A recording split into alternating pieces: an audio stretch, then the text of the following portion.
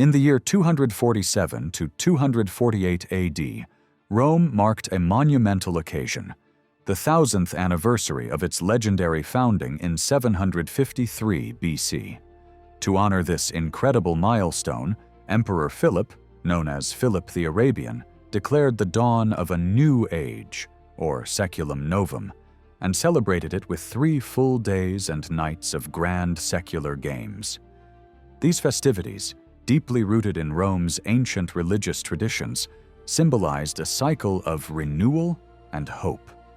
Philip used the moment not only to glorify Rome's past, but to inspire confidence in its future. He even issued a special series of commemorative coins and served as consul himself in the year 248 to underline the significance of the event. In a practical gesture, he also commissioned a new reservoir to ensure the capital's water supply, an act reinforcing Rome's enduring place at the heart of the empire. But just 100 years later, the scene had changed dramatically. In 348 AD, the 1100th anniversary of Rome's founding came and went with barely a whisper. The Roman historian Sextus Aurelius Victor, writing from within the city, noted with disappointment that the celebration had passed without the usual ceremonies. He lamented how little importance was now given to the city that had once ruled the known world. The emperor in the West at that time, Flavius Julius Constans, the youngest son of Constantine the Great, Rome's first Christian ruler, never even visited Rome during his reign. In fact, after Constantine's visit in 326, only 2 other emperors would come to Rome in the entire 4th century: Constantius II in 357 and Theodosius I in 389. By then, the old pagan festivals, originally meant to honor the traditional gods of the Roman state, no longer held much appeal for emperors raised in the Christian faith. But the neglect of Rome was not just about religion. The roots of the shift ran deeper. Since the late 2nd century, Rome's vast frontiers had come under growing pressure, especially along the Rhine, the Danube, and in the eastern territories bordering Persia. These zones needed constant military attention, and emperors had to be present on the front lines, both to lead their armies and to prevent rival generals from seizing power. Rome, far from these critical regions, was no longer a convenient base of operations. Instead, new military capitals emerged. Trier on the Moselle River became a key stronghold for the Rhine frontier. Sirmium, located on the Save River, served the Danube. Milan also rose in importance for its proximity to both. For the eastern campaigns against Persia, Antioch in Syria became the imperial base. Emperors often favored cities with personal ties or strategic value. Diocletian, for example, ruled from Nicomedia and later retired to his lavish palace in Split, near Salona in modern Croatia. Constantine, more ambitiously, transformed the small military outpost of Byzantium into Constantinople, the future heart of the Eastern Roman, or Byzantine. With the emperors mostly absent, the Roman Senate faced a new reality. On one hand, they lost influence over the broader empire. Most top military and provincial posts now went to wealthy non-senators or professional soldiers who had risen through the ranks. Educated members of the equestrian class took up key administrative and financial roles. The most prestigious posts for them remained the command of the Praetorian Guard and the governance of Egypt. Meanwhile, the Senate's power was largely confined to Rome and parts of Italy. Senators still held governorships in the relatively quiet and wealthy provinces of Asia and Africa, but their voice in shaping imperial policy had dwindled.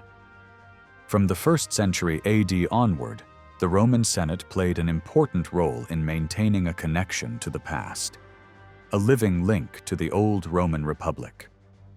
Augustus had cleverly reshaped these traditions to justify his position as princeps, or first citizen, creating the illusion of shared power while holding absolute authority. Even centuries later, emperors continued to present themselves as defenders of the Republic's interests. When Constantius II addressed the Senate at Constantinople in 355, he used the formal greeting once reserved for Republican generals, speaking to Rome's Senate, showing how deeply rooted these symbols still were. However, by the mid-3rd century, the Senate's official role in choosing emperors had faded. Although they once held the right to endorse or even select a new ruler, this tradition quietly disappeared. Writing in 359, the historian Aurelius Victor, who had already criticized emperors for neglecting Rome, lamented the decline of the Senate's power and honor. He pointed to the short reign of Claudius Tacitus in 276, a moment when the Senate briefly regained its voice, as a rare occasion when people rejoiced because the Senate, not the military, had chosen the emperor. Yet Victor also blamed the Senate for its own downfall, accusing its members of being too passive, fearful, or unwilling to risk civil conflict. As the Senate's influence diminished, emperors sought legitimacy from higher sources. Without the endorsement of Rome's old aristocracy, rulers turned instead to the gods, or in some cases, to a singular god. Some even placed more trust in divine favor than in their own unpredictable armies. Emperor Aurelian, for example, is said to have openly challenged his troops by claiming that the invincible sun god, Sol Invictus, granted him authority. Still, divine support alone was not enough. Emperors had to prove through victory and strength that they had the gods and fate on their side. Even though Rome's elite were sidelined in the imperial government, the city of Rome still held symbolic and practical significance in the 3rd century. The senators remained extremely wealthy, especially through landholdings in North Africa, which remained prosperous while other regions faced economic hardship. Several of Philip's successors, including Decius, Trebonianus Gallus, Valerian, and Gallienus, had family or property ties to the city, and some even claimed Etruscan ancestry. Aurelian's construction of a new defensive wall around Rome showed that the emperors still valued the city's safety and legacy.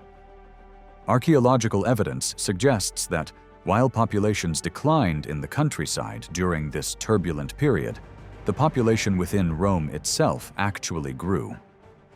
Despite this, outsiders like Ammianus Marcellinus, a soldier and historian from Antioch writing in Rome around the year 390, claimed that nothing truly important happened in the capital anymore. But from the perspective of Romans themselves, the absence of emperors brought new freedom. Senators competed openly for offices and honors, and for Christians, this distance from imperial authority allowed them to establish Rome as the emerging religious capital of Western Christendom in the centuries to come. Aurelius Victor's reflections challenge the way modern historians divide the past into neat, labeled time periods. What we now call the 3rd century crisis was not recognized as such by those who lived through it. Writers in the 4th and 5th centuries didn't frame it as a period of collapse. Ammianus picked up the historical record where Tacitus left off in AD 96, while others, like Zosimus, began their accounts with Augustus.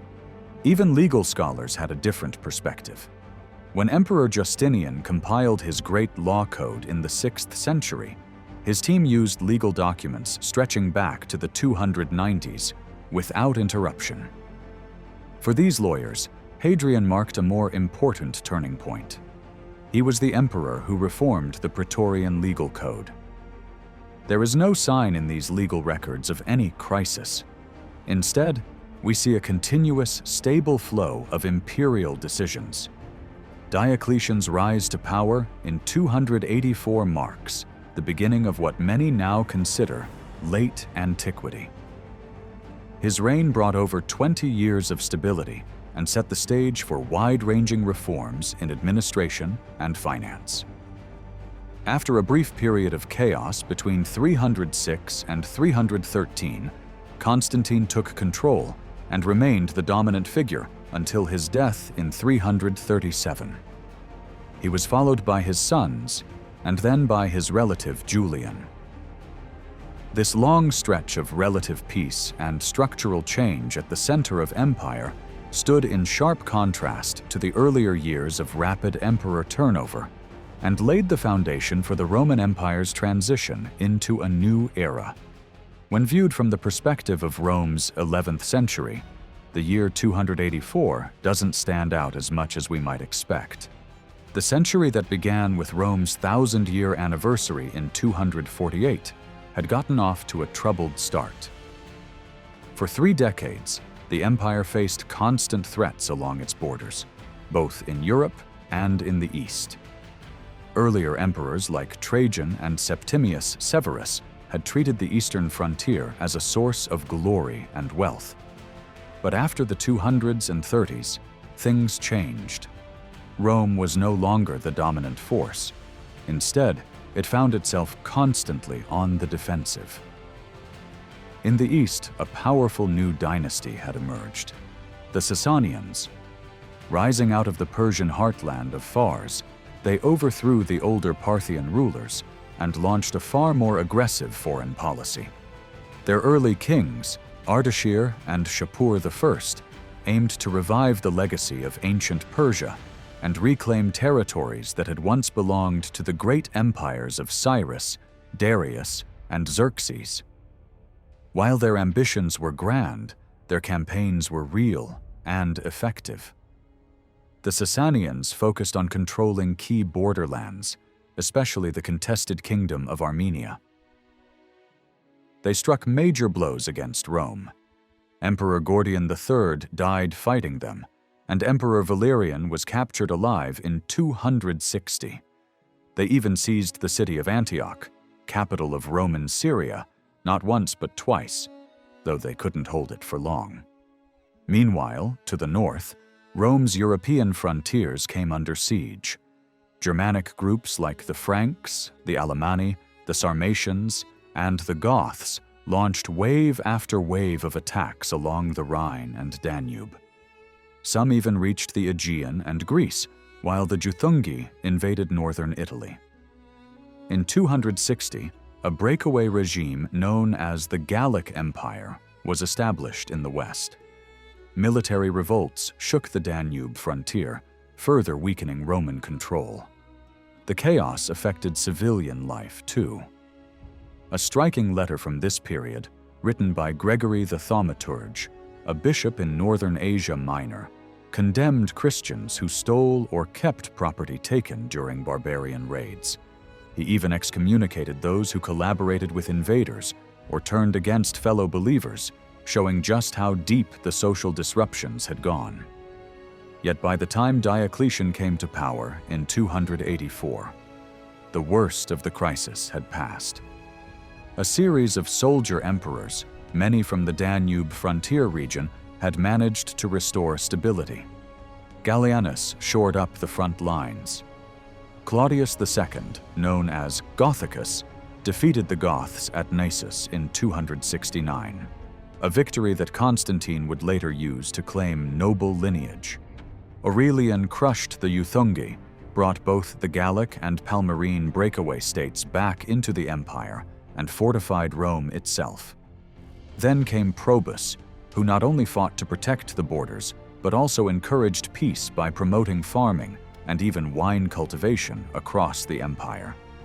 The Roman response to outside threats followed an old formula: military campaigns, negotiated treaties, and integrating foreign peoples into the empire through settlements and army recruitment. What emperors couldn't control, however, were the deeper causes, like population pressures in frontier regions or large-scale migrations. The Rhine and Danube rivers were under constant stress, and no ruler could prevent that from escalating. Eventually, in the early 400s, the Rhine defenses collapsed completely. In the 3rd and 4th centuries, some local commanders took matters into their own hands. These occasional rebellions, rooted in frustration with imperial neglect, hinted at the eventual breakup of the Western Roman Empire after 400 loyalty in the army was increasingly local, not imperial.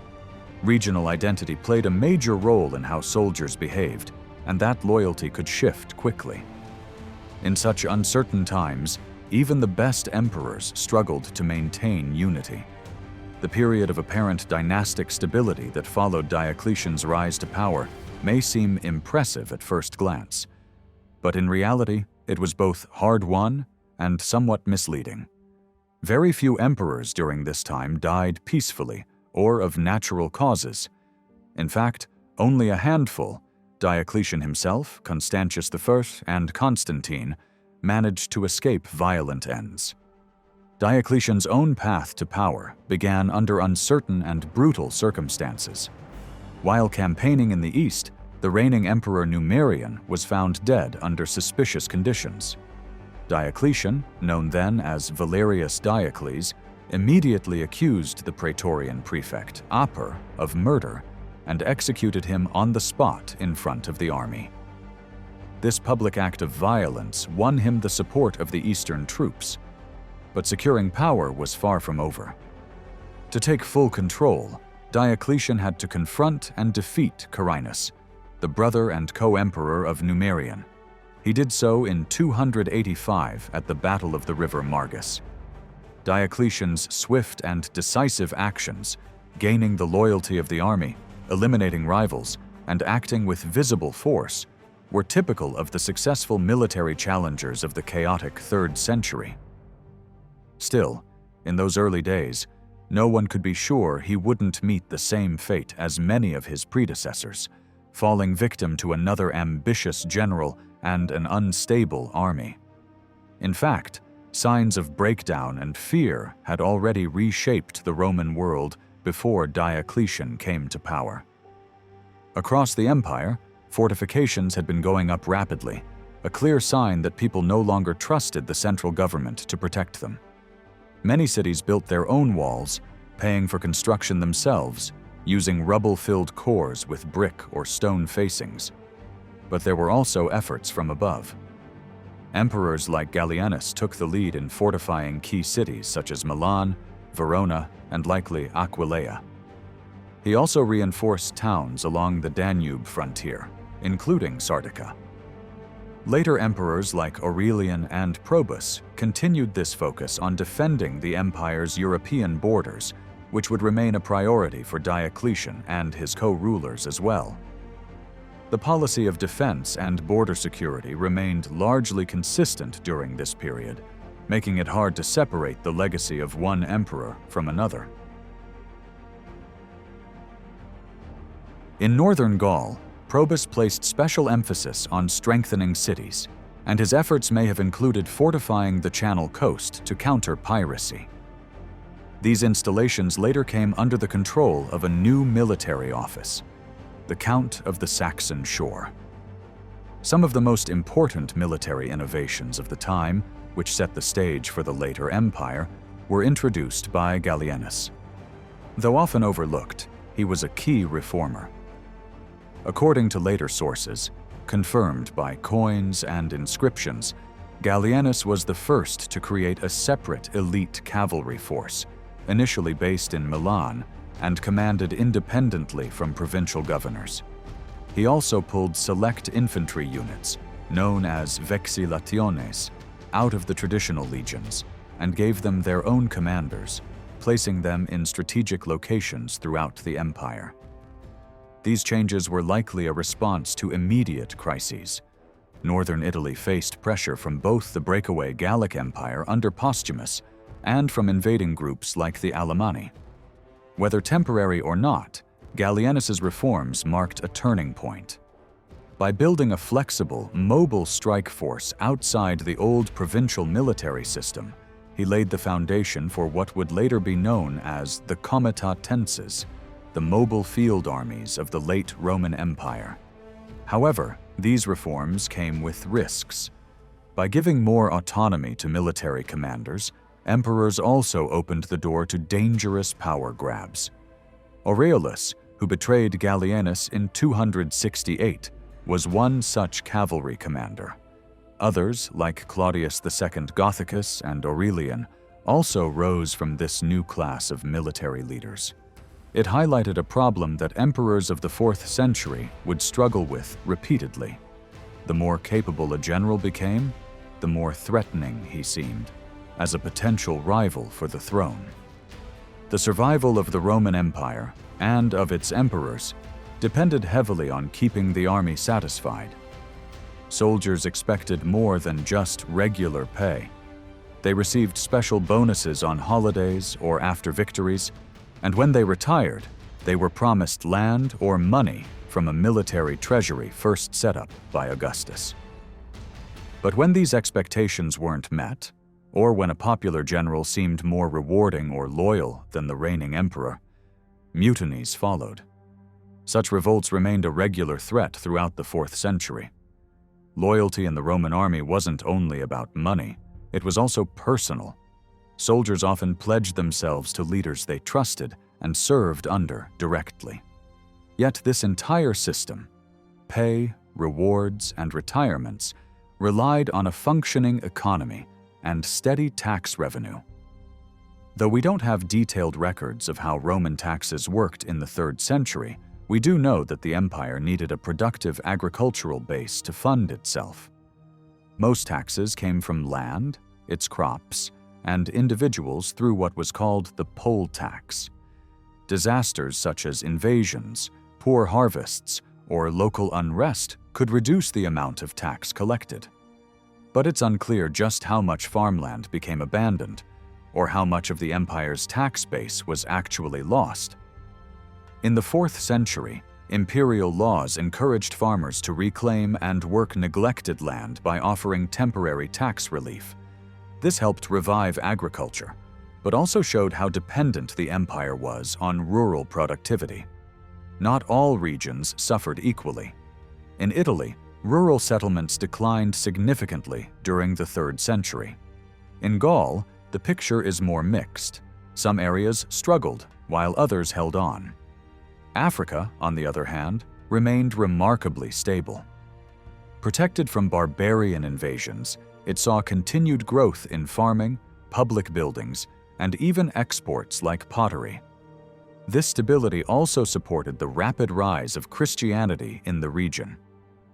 Meanwhile, the eastern provinces, like Greece and northern Syria, saw rural prosperity continue, although Egypt seems to have declined, partly because of changes in the Nile's annual flooding, which many villages depended on. Even though we don't know exactly how much revenue was lost, the empire faced another major issue: its money. Throughout the 3rd century, Roman coins lost their value. Both gold and silver coins were being made smaller and contained less precious metal. As the empire spent more and mined less, the coins got worse. The gold mines of Dacia were lost in 271, and mines in Spain reduced output, possibly because they couldn't find enough workers. Emperor Aurelian tried to fix the situation. He introduced a new gold coin and attempted to link silver and bronze currency at set exchange rates. But price fixing by imperial decree rarely worked. Later, Diocletian tried the same thing in his famous edict on maximum prices in 301, hoping to stop runaway inflation. It was partly in response to soldiers' anger. Many were being paid more money, but couldn't afford basic goods. In just under a century, the annual pay for a Roman soldier jumped from 600 silver coins during Caracalla's reign to 12,000 around the year 300. But prices had risen even faster, nearly 30 times over. Some of this inflation was caused by supply and demand. Whenever large armies camped near cities, they drove up the cost of food and supplies. Other times, people simply didn't trust coins anymore, especially as the metal in them became increasingly worthless. That's why later Roman emperors started setting fines not in coins, but in weight, like 10 pounds of gold, because precious metal kept its value, even when the coinage did not. Still, many people continued using coins, as long as they featured the emperor's portrait.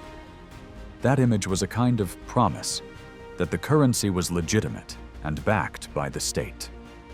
Both Diocletian and Constantine worked to stabilize the system, especially for gold and silver coins, with Constantine having more success. Bronze coins, however, continued to decline in value. It's unclear whether Roman emperors ever really tried to balance their budgets. In times of war and emergency, there simply wasn't room for careful accounting. Battles cost money, campaigns could drag on for years, and even planned invasions rarely went exactly as expected. Tax systems also varied widely. Some lands were taxed by acreage, others by fertility or use. People were taxed individually too, but the rules for who paid and how much differed across the empire. For example, women or children might be exempt in some provinces, but not in others. On top of direct taxes, there were customs duties collected at major border points, like Nisibis, which was a key gateway for trade with Persia. Under the early empire, Roman officials carried out regular censuses to track wealth and population. This practice seems to have lapsed in the 3rd century, but Diocletian revived it. That allowed the empire to improve tax collection again. At times, emperors also granted partial tax relief to win loyalty or boost local morale. One example was Emperor Julian, who forgave some of the unpaid taxes owed by Thrace to encourage payment of the remaining balance. Throughout the Roman Empire, the strength of local city councils, known as curiae in Latin or bullae in Greek, was essential for managing everyday civic life. These councils handled local administration, tax collection, and public services, and maintaining their membership and financial stability was a long-standing concern for emperors. However, problems with local governance had already become clear as early as the 2nd century. Letters written by Pliny the Younger during his time in Bithynia around 110 AD show that even in relatively prosperous cities, members of the elite were not always responsible with city finances. Their competitive spending, often to boost their personal prestige, sometimes left cities in deep debt, which forced provincial governors to intervene. In some cases, the central government had to send a financial expert known as a curator civitatis to manage local affairs directly. Over time, these interventions became more common, especially as cities struggled to raise enough tax revenue. The result was a slow erosion of ancient civic freedoms. One telling example is Aphrodisias in Korea. Once proud of its free status and exemption from taxes, it lost these privileges by the mid-3rd century after running into financial trouble under Emperor Commodus. From the 3rd century onward, the central government demanded more from local councils, more services, more taxes, yet gave them less control over their own resources. The cities still collected revenue and kept records, but the money was increasingly funneled into imperial coffers. This not only funded the emperor's needs, but also reduced the chance that local elites could use their wealth to challenge imperial power. As the burdens of local office grew heavier, the once prestigious role of decurion, a city council member, became less attractive. Holding civic office was no longer a voluntary act of honor but a duty, often forced upon those with property. Over time, council membership became hereditary, with sons expected to replace their fathers. While formal approval and occasional voting still took place, the system was often manipulated. Wealthier members used their influence to avoid responsibilities, passing them on to poorer colleagues. Those unable to cope sometimes fled or declared bankruptcy, while the rich found ways to move into more comfortable roles at court or in the army. With less control over finances, local elites had fewer opportunities to build monuments or sponsor public works, traditional ways of gaining fame in their communities. As a result, the so-called epigraphic habit, the once common practice of putting up inscriptions to celebrate generosity or civic service, also declined. There was simply less to celebrate. Still, the desire for civic recognition didn't entirely disappear. Cities like Orchistus in Phrygia petitioned successfully for city status from Constantine in the 4th century. And legally, decurions remained part of the upper class, the honestiores, a privileged group protected from humiliating punishments like torture under Roman law.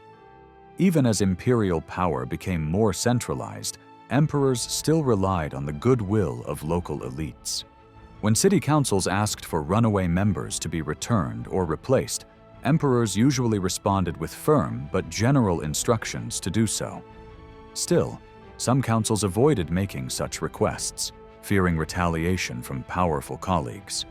On the other hand, some chose patience, hoping that these same individuals might later rise to high office and offer their home city support.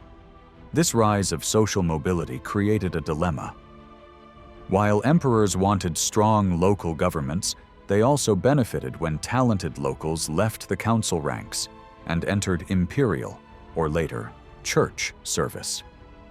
Though the most vivid accounts of city politics come from the 2nd century, there's no reason to think civic identity or local pride had faded in the 3rd or 4th centuries. Popular support was still expressed in the form of public acclamations, as seen in cities like Aphrodisias or Perge. In fact, inscriptions from Paestum in the 340s show that local assemblies still had a formal voice in decision-making. What changed was how political competition and public generosity were expressed, especially with the rise of Christianity, which introduced new forms of giving and status display. A major legal change had set the stage for many of these developments. In the year 212, nearly 40 years before Emperor Philip the Arabian celebrated Rome's 1,000-year anniversary, Caracalla issued the Constitutio Antoniniana. This sweeping law made almost every free person in the empire a Roman citizen. That meant they were all now subject to Roman civil law. However, not all citizens were treated equally. Wealth and social status still shaped legal privilege. By the 2nd century, Roman law had clearly divided society into 2 categories: the honestiores, the more honorable, like decurions and higher, and the humiliores, the lower classes. The former enjoyed legal protections that the latter did not. Still, in principle, all citizens had access to legal remedies. They could appeal judgments, even to the emperor or his representatives. This increased the number of appeals across the empire and led to stricter rules about how they had to be processed. Judges, knowing that their decisions might be reviewed, were increasingly cautious, as their own reputations were on the line. It's often said that Roman legal thinking declined after the early 3rd century, especially after the influential jurists Ulpian and his student Modestinus served under the Severan emperors. But the truth is more complex. What actually ended was not legal expertise, but the independence of jurists. By the later 3rd century, legal experts had become fully absorbed into the imperial bureaucracy. Far from declining, Roman legal understanding remained strong. The rescripts, imperial responses to legal questions, compiled into the law codes of Gregorius and Hermogenian in the 290s and later preserved in the Justinianic Code of the 6th century, show a high level of legal sophistication. There was no real break in the legal tradition, just a change in how it operated. Even in Constantine's time, when imperial rhetoric could sometimes overshadow clarity, the legal system held firm. Some might assume that when Emperor Caracalla granted Roman citizenship to nearly all free people in 212, it would eliminate legal diversity across the empire. But that wasn't the case. Roman judges continued to respect local customs, recognizing that unwritten traditions could count as valid law if they had long-standing use. Rather than forcing uniformity, Roman law was flexible enough to absorb and legitimize local practices.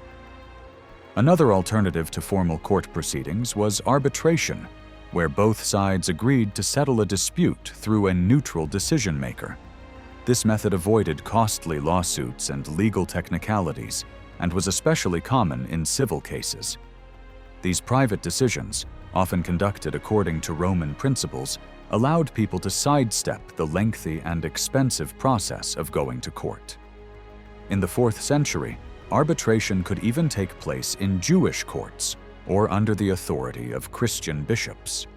One of the most important sources we have for understanding the late Roman world is the Theodosian Code, a compilation of imperial laws ordered by Emperor Theodosius II in the early 5th century. Compiled between 429 and 437 and officially issued in 438, this code collected laws dating from Constantine's reign onward. Unfortunately, no complete copy of the original survives. The standard modern version, published in 1905, contains only fragments of what once existed. There are many challenges in interpreting these texts. Laws issued during the reigns of Constantine and his sons often suffer from transmission errors. Names, dates, and places can be missing, wrong, or contradictory. This makes it difficult for historians to be certain about the context or authorship of many laws. To truly understand these legal texts, we need to understand how they were created. Most imperial laws weren't grand declarations, but responses to specific situations. Officials might send reports or requests from the provinces or the court. Judges unsure how to handle a legal question might submit it directly to the emperor. Even private individuals or bishops could ask for rulings. The resulting law applied only to that case, but offered a precedent for future situations. Repeating a law didn't necessarily mean the previous one had failed. It was common for people with influence to request clarification or reaffirmation of past decisions, often to serve their own interests. In fact, sometimes the emperor didn't even write the law himself. If he simply agreed with a suggestion, the original wording might be reused in the official response. Roman law was also shaped by court practices that developed independently of the emperor. For example, punishments in late antiquity became more severe, especially public executions and torture used during trials. But this harshness didn't always come from the top. Judges, in their determination to uncover the truth, often pushed their authority beyond its limits and reshaped legal norms on their own. Not all changes were negative. As Christianity became more influential, a new kind of legal thinking emerged. Canon law, the legal framework of the Church, focused more on penance and personal reform than punishment. When church courts dealt with crimes also recognized by the state, they often emphasized moral correction rather than retribution. The rise of Christianity in the Roman Empire during the 4th century didn't come out of nowhere. Its roots were deeply connected to the religious traditions and culture of the pre-Christian Roman world. By the 3rd century, signs of change were already visible. While Roman religion was still polytheistic, a growing openness to the idea of a single, supreme deity was beginning to take hold. This subtle shift laid the groundwork for the acceptance of Christianity's one God when it eventually rose to dominance. The idea of divine authority was already embedded in Roman society through the imperial cult. Emperors were honored as divine figures, creating a spiritual bond between the ruler and the cities of the empire. Public ceremonies, statues, temples, and panegyrics celebrated emperors as godlike presences. Meanwhile, personal devotion was widespread. People formed close relationships with their household gods, ancestral spirits, and local deities tied to sacred springs, groves, and grave sites. At the same time, many Romans sought deeper, more personal spiritual experiences. Mystery religions offered secret initiation rituals, that promised salvation or rebirth. Christianity, in this sense, was just one option in a bustling spiritual marketplace filled with choices. Temples competed for attention and devotion, and the religious economy thrived on tourism. Pilgrims came for healing, inspiration, or hope, while vendors sold sacrifices, lodging, and souvenirs. But when the economy suffered, so did traditional cults, which relied heavily on local wealth and support.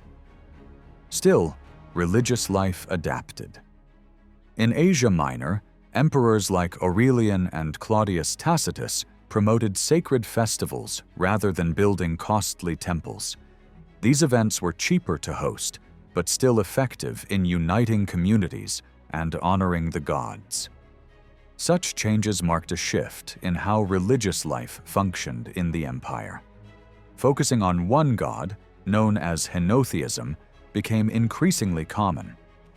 While this didn't involve rejecting other gods outright, like Christianity or Judaism, it did make some deities more politically useful than others.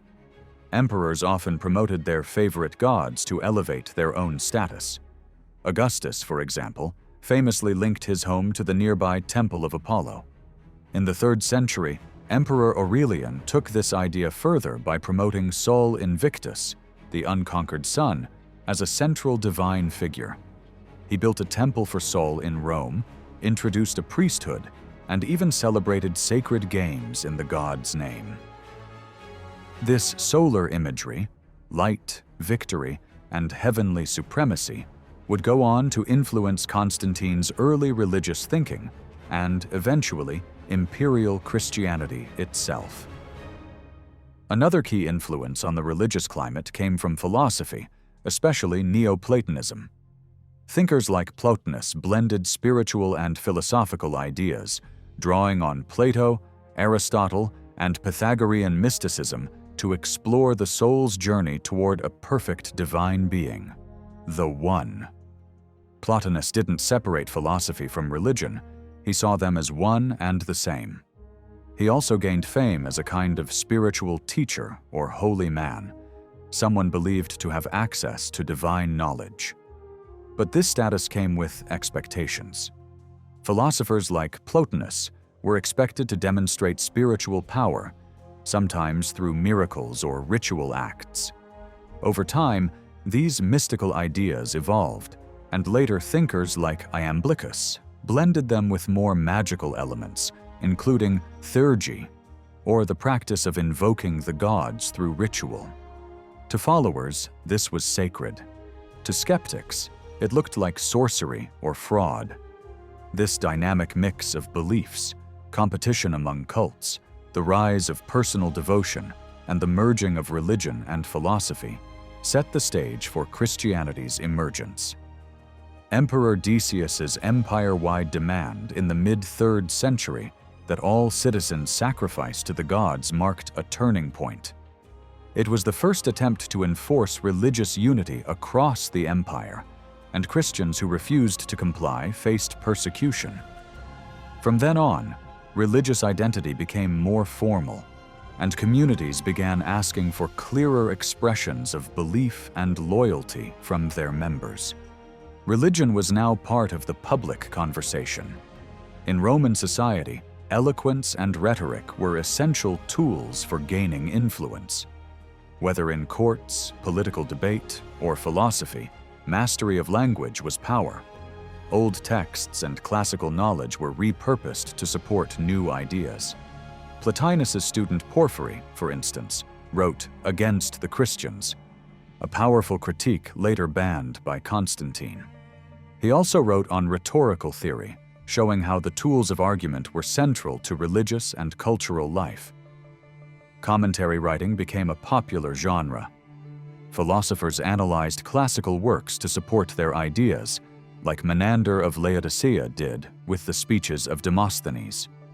Christians adopted this format too, using it to explain scripture and promote Christian teachings through familiar literary forms. By blending classical methods with biblical content, early Christian writers made their message more accessible and more persuasive to a Roman audience. In the 3rd century, Christianity was just one of many religious movements in the Roman world. Yet it steadily gained ground thanks to its unique structure and values. Centered in cities and organized under bishops, the Christian community welcomed people from all social backgrounds. Its strong group identity and commitment to helping the poor made it especially appealing. But as the church grew in wealth and influence, concerns began to surface. In Carthage during the 200s and 50s, the Christian writer Cyprian criticized fellow believers for falling into worldly temptations, vanity, greed, feuds, and even charging interest on loans. Just a few decades later, the historian Eusebius would blame complacent and hypocritical bishops for provoking renewed persecution under Emperor Diocletian. This tension between growth and spiritual discipline wasn't the only challenge facing the early church. For the first time, a Christian dispute was brought directly to the emperor. In Antioch, a dissident bishop named Paul of Samosata refused to give up a church building. Emperor Aurelian, likely relying on advisors familiar with church structure, ruled in favor of the group recognized by the bishops of Italy and Rome. This moment highlighted both the church's growing complexity and the state's increasing awareness of its influence. Despite the rise of ascetic figures like Antony the Hermit, who claimed that purity and truth would always defeat the empty cleverness of pagan philosophers, Christian intellectuals were ready to meet their opponents head-on. Origen, one of the most famous early Christian thinkers, lived in Caesarea in Palestine and wrote extensive works defending Christianity, including against Celsus. He blended theology, biblical interpretation, and classical philosophy to shape a compelling defense of the faith. Origen's legacy was carried on by his student Pamphilus and Pamphilus's disciple Eusebius, who later became bishop of Caesarea. Eusebius is best known today for his ecclesiastical history and life of Constantine, but he was also a deep thinker, writing commentaries on books like Isaiah and the Psalms. By the early 4th century, Christian scholars such as Lactantius were attending lectures in Nicomedia, where critics of Christianity, like the philosopher Socianus Hierocles, praised rival holy men like Apollonius of Tyana over Christ. Eusebius fired back with written rebuttals, and the intellectual battle between pagans and Christians intensified. At first glance, this war of words might seem tied to imperial persecution. But in truth, it was also part of a much older tradition of fierce philosophical competition. For centuries, rival schools had used debate as a weapon, not just to challenge ideas, but to completely discredit opponents. In this climate, arguing over doctrine wasn't just about truth, it was about power. The long 3rd century, a time of deep change in Roman religion and society, arguably came to an end with Emperor Julian. He was the last Roman ruler to seriously attempt restoring the old pagan cults. His failure wasn't only due to his short reign or his untimely death during a campaign in Persia. His broader ideas simply didn't resonate with his contemporaries, Christian or otherwise. By Julian's time, the cultural world had already shifted. The transformation had not been sudden or imposed, but gradual, shaped by evolving values, shifting beliefs, and sometimes even imperial interference. Despite the emperor's supreme authority, successful governance in the Roman world always depended on communication. Between ruler and subjects, between church and state, and between competing visions of truth, Christianity's rise wasn't a sharp break with the past, but part of a long and complex journey, a religious, social, and intellectual evolution that changed the empire forever. From the moment Diocletian seized power in 284 to Constantine's final defeat of Licinius in 325, the Roman Empire was governed by a system of shared rule. multiple emperors who were meant to cooperate in a unified leadership. In theory, it was a partnership. In practice, trust among these rulers was often fragile, and personal ambition frequently got in the way. The first and most stable form of this system emerged in 293, when the Tetrarchy was officially established. Diocletian and his fellow emperor Maximian, both holding the title of Augustus, appointed two junior emperors, or Caesars, Galerius in the east and Constantius Chlorus in the west. For over a decade, this college of four emperors brought a rare moment of unity and order to the empire. But after Diocletian and Maximian stepped down in 305, the carefully balanced system began to unravel. Rival claims to power multiplied, and Galerius, now the senior Augustus, struggled to maintain control over the escalating chaos. Any emperor who rose through military might, rather than family lineage, face a common problem: legitimacy. To avoid being labeled a usurper, he had to justify his rule not just by force, but through public narrative.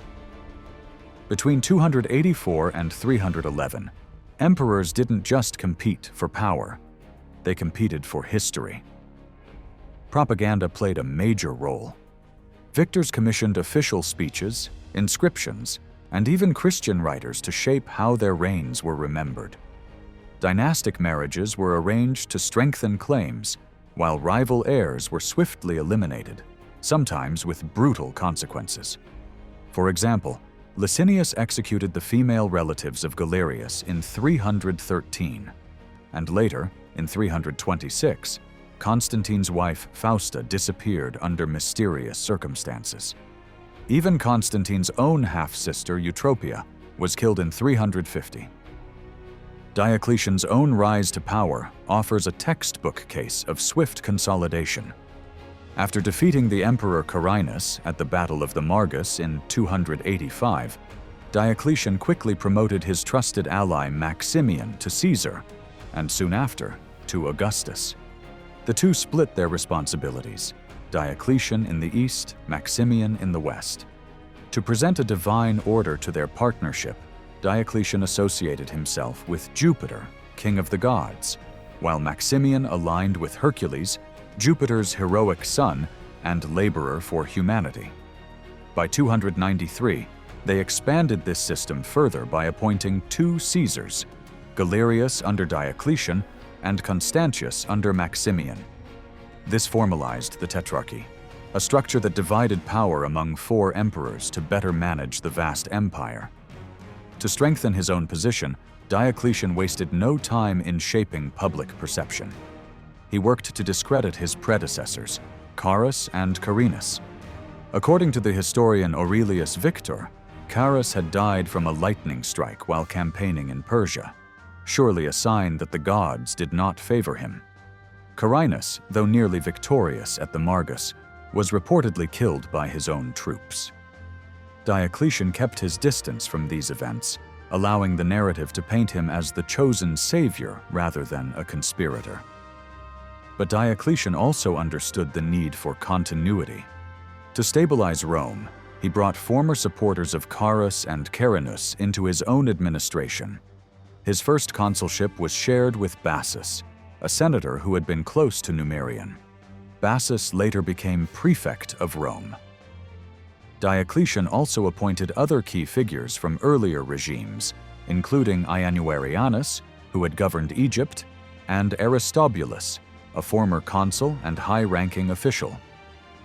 These strategic appointments showed that even though Diocletian ruled from outside Rome, he recognized the eternal city's symbolic weight.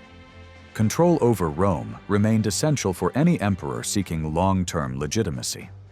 In short, the years between Diocletian's coup and Constantine's rise were shaped by political experiments, shifting alliances, and calculated image building.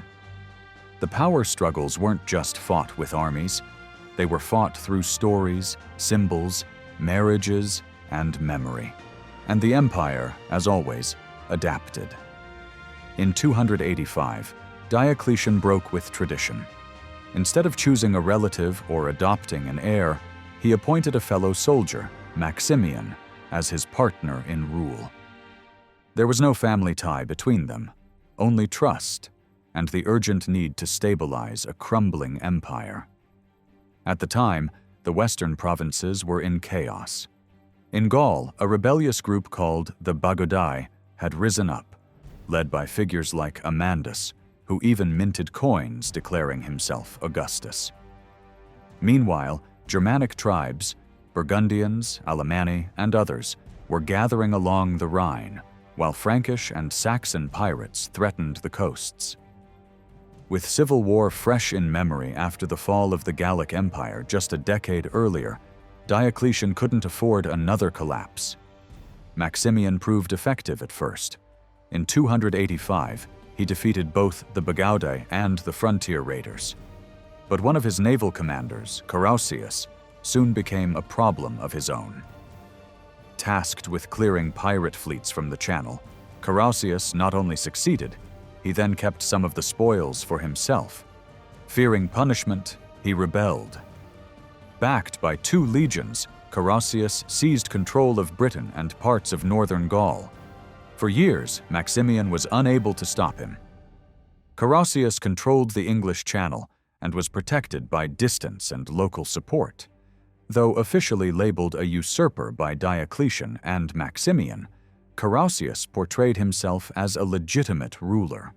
His coins, issued around 289, displayed the busts of the 3 Augusti, Diocletian, Maximian, and himself, along with slogans proclaiming peace and unity. Whether or not the central emperors approved, the people under Carausius's rule accepted his authority. As far as they were concerned, he was emperor. Very little is known for certain about how Carausius governed, but what we do know comes largely from his coins. He issued high-quality silver currency, likely securing the loyalty of both his army and local merchants. His power stretched from southeastern Britain all the way to the Tyne in the north.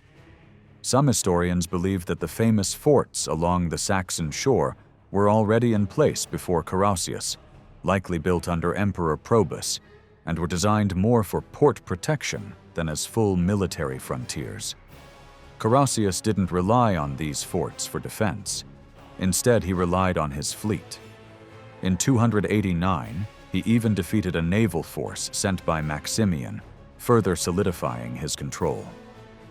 This setback paved the way for a new figure to rise, Constantius, a general married to Maximian's daughter, Theodora.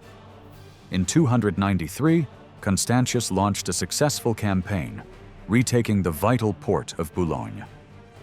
That same year, he was officially named Caesar. Not long after, Carausius was assassinated by his own finance minister, Electus, who held on to power for another 3 years. In 296, Constantius struck again. Electus was defeated, and Constantius entered London in triumph.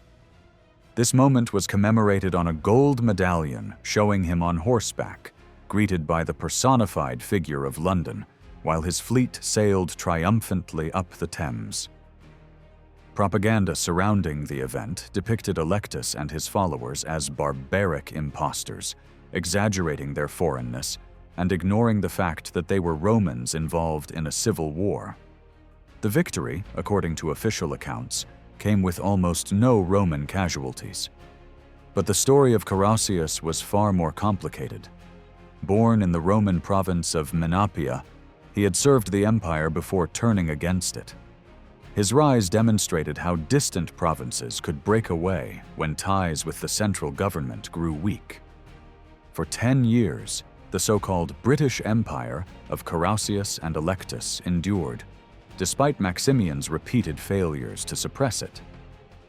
Ironically, Maximian's failure opened the door for Constantius to prove himself. Already a seasoned general and former governor of Dalmatia, Constantius had won battles against the Alemanni, and, after marrying into the imperial family, seemed the perfect choice for promotion.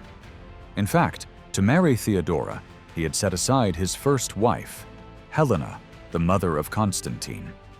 In 293, Diocletian appointed Constantius Caesar in the west, and, to balance the east, named a young general, Galerius, as Caesar too, marrying him to his daughter, Valeria. These political marriages and military promotions shaped the next generation of imperial leadership and helped preserve the delicate structure of the Tetrarchy. Historians today call it the Tetrarchy, a system of 4 emperors who ruled the Roman Empire together. At the time, the number 4 was more than symbolic. It echoed the balance of the cosmos: 4 elements, 4 seasons, 4 cardinal directions. Whether Diocletian fully planned this innovation from the beginning, or was simply responding to unfolding events, remains a matter of debate. What is clear, however, is that shared rule among emperors was not entirely new. Throughout Rome's history, examples of joint power had already emerged. Vespasian ruled with his son Titus. Marcus Aurelius shared authority with Lucius Verus, and later with his own son Commodus. Septimius Severus made his son Caracalla Augustus after a major victory in the east. Even in the turbulent 3rd century, there were short-lived power-sharing attempts. Valerian ruled alongside his son Gallienus, and the brothers Carinus and Numerian briefly governed together after the death of their father Carus. These earlier arrangements were often born out of insecurity. Emperors hoped that appointing sons or close relatives would guarantee dynastic survival. In a world where generals often rebelled, placing trusted family members in high military roles helped secure loyalty and reduce the risk of rivals seizing power. As historian Bill Leadbetter once observed, emperors kept power in the family by enlarging the family. When Constantius and Galerius were made Caesars in 293, it seemed like a logical and coordinated move, expanding the imperial leadership to improve administration across the vast empire. But not everyone may have welcomed it. In the West, Maximian had already positioned his own son, Maxentius, as a future heir, with official speeches from 289 celebrating his presence. The rise of Constantius, however, threatened that plan. Now Constantius, and by extension his son Constantine, stood as the likely successors in the West, casting doubt on Maxentius's future. In the East, things were smoother. Diocletian had no son of his own, and his choice of Galerius as Caesar made sense. Galerius had proven himself on the battlefield and was married to Diocletian's daughter, strengthening the political bond. Whether this decision was Diocletian's idea or a response to Maximian's dynastic maneuvering is uncertain, but the alliance held. Despite personal rivalries behind the scenes, the Tetrarchy presented a public image of unity. A tradition recorded by the historian Aurelius Victor claimed that all 4 emperors had served together under earlier rulers like Aurelian and Probus. Diocletian was portrayed as a father figure, wise, powerful, and benevolent, while the others were his loyal companions. To create the illusion of familial harmony, official writings referred to Diocletian and Maximian as brothers in virtue, a moral bond said to be stronger than blood. The language of unity was intentional and strategic, especially since none of the 4 men were related by blood. This emphasis on shared values and mutual loyalty was meant to compensate for the absence of a hereditary link, but it also revealed a potential weakness. Without a true dynastic structure, the Tetrarchy's long-term stability was always at risk. One critic would later argue that this system, with its 4 separate courts and military bases, was not a sustainable model for governing a unified empire. How serious was the threat posed by the Germanic peoples to the Roman Empire? While often localized, their impact was very real. Raids by non-Roman groups along the northern frontiers caused major disruption to trade, agriculture, and regional stability. Though these invasions rarely led to long-term territorial loss, They triggered recurring military responses and shaped Roman strategy throughout the 3rd century. There were notable exceptions, however. The province of Dacia, north of the Danube, was abandoned by Emperor Aurelian in 271. Similarly, the Agri Decumates, the region between the Upper Rhine and Danube, was gradually lost to the Alemanni after Roman garrisons were withdrawn under the breakaway Gallic Emperor Postumus. In both cases, the Romans decided it wasn't worth the cost to hold these lands any longer. But Rome's frequent frontier campaigns were about more than just defense. Emperors used military victories as political tools. Success on the battlefield was a way to demonstrate leadership, win public approval, and prove divine favor. Victories were loudly celebrated, on coins, in official speeches, on milestones, and in triumphal art. For emperors, defeating the so-called barbarians wasn't just about security, it was about legitimacy. Still, the threat from beyond the northern frontiers had become more serious than it had been in the 1st century. The Germanic tribes were changing. They were learning from their Roman neighbors, growing in size, organizing into larger confederations, and developing more advanced agriculture and military tactics. Their societies were becoming more hierarchical, with elite leaders distributing wealth and building loyalty through patronage. The Alemanni, whose name means all men, were a coalition of smaller groups, while the Franks, as noted by later historians like Gregory of Tours, had formed from tribes such as the Bructeri, Chamavi, Amisavi, and Chatti. Even the Goths, often seen as a single people, were in fact a loose federation whose identity may have been shaped more by Roman perspectives than by internal unity. These confederations had one thing in common: they had adapted. They could coordinate better, field larger forces, and pick up Roman military techniques. Though they rarely won pitched battles against the legions, they posed a serious threat along the borders and required constant attention. Barbarian groups often tested Roman defenses during times of imperial transition, especially when a new emperor came to power. Treaties made with previous rulers often had to be renegotiated or reaffirmed, and until that happened, the frontiers were vulnerable. After Diocletian rose to power in 284, he and his co-emperor Maximian faced multiple threats: the Alemanni, Burgundians, and Heruli in the west, the Sarmatians on the Danube, and the Franks and Saxons along the Channel coast, the so-called Saxon Shore. All of these groups were eventually defeated, but not without cost. In Britain, Maximian's naval commander Carausius, tasked with defending against the Franks and Saxons, eventually declared himself emperor in 286. This rebellion would take a decade to crush. Meanwhile, Diocletian was constantly on the move.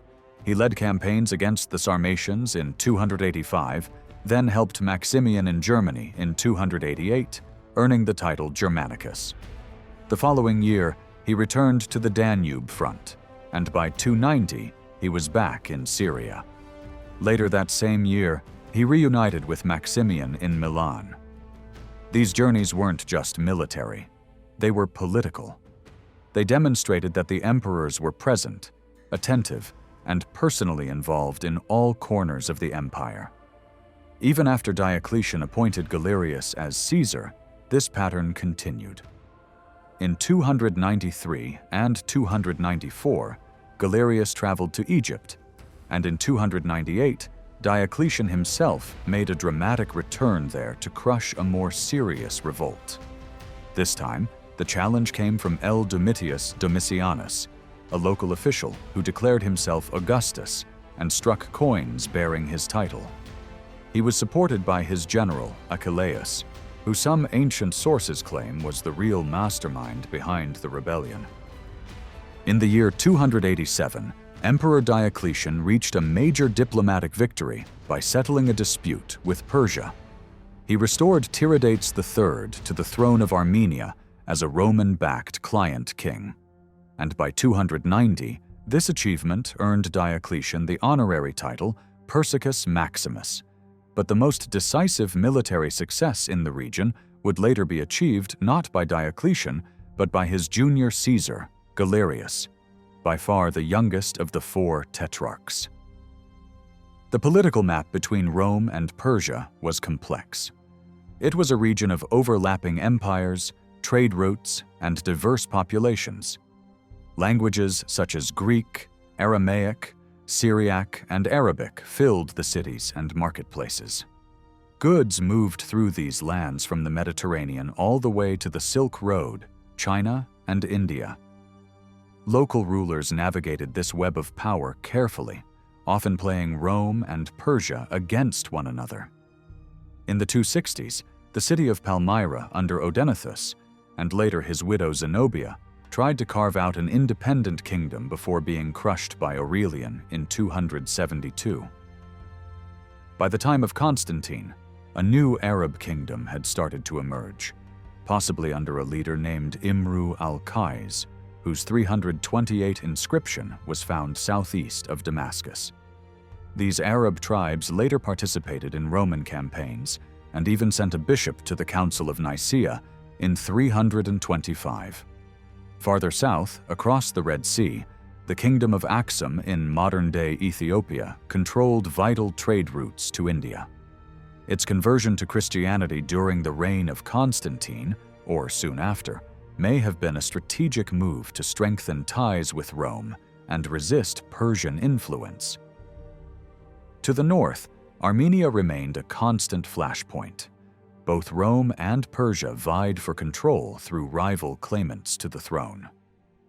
When Tiridates III, exiled since 252, was restored with Roman support, he later converted to Christianity, aligning himself politically and religiously with Constantine.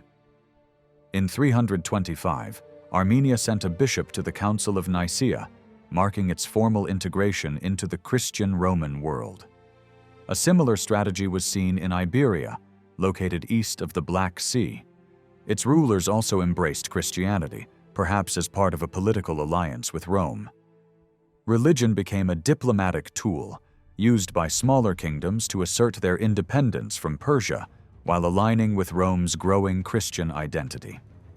Roman-Persian conflict should therefore be seen not just as a clash of two great powers, but as a contest over the loyalty of the smaller players in between. Control of the frontier brought prestige, influence, and strategic advantage. Roman emperors, inspired by the legendary conquests of Alexander the Great, sought to match, or even outdo, his legacy. Constantine himself claimed to have visited Babylon, the city where Alexander died. But Rome also remembered a darker precedent: Emperor Valerian, who was captured by the Persians in 260. Legend says that after dying in captivity, his skin was flayed and preserved as a trophy, an insult the Romans would never forget. In 296, Persian king Narses launched an ambitious invasion of Roman territory, hoping to emulate the past glories of Shapur I. Though the initial Roman response in 297 held the line, it was seen as a setback. But in 298, Galerius struck back. With a surprise assault, he routed the Persian army and even captured Narses' family. A Roman negotiator named Sicorius Probus then secured a treaty that reshaped the eastern frontier entirely in Rome's favor. According to later sources, the treaty gave Rome full control of 5 provinces: Intiline, Sophene, Arzanene, Cordiane, and Zabdicena. The Tigris River was set as the official border. Armenia's new frontier was fixed at the fortress of Zintha, and the king of Iberia was required to acknowledge Roman authority by handing over royal insignia.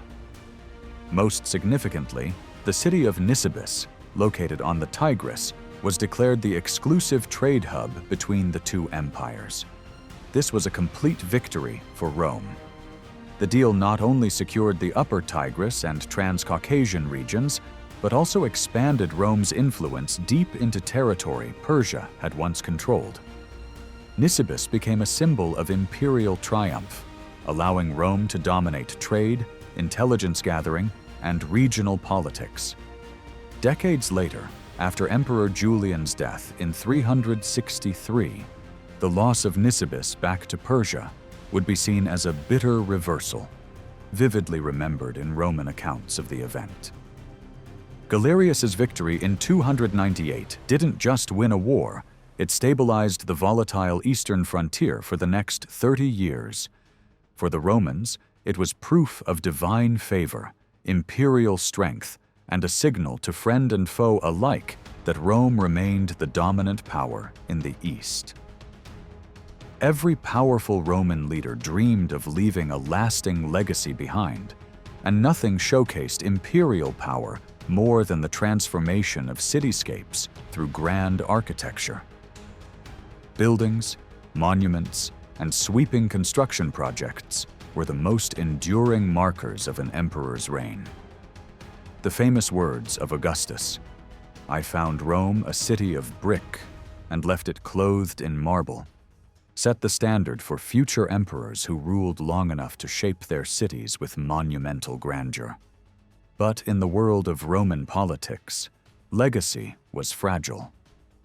When a disgraced emperor fell, even his buildings could be repurposed or erased by his successor, as would later happen to Maxentius in Rome.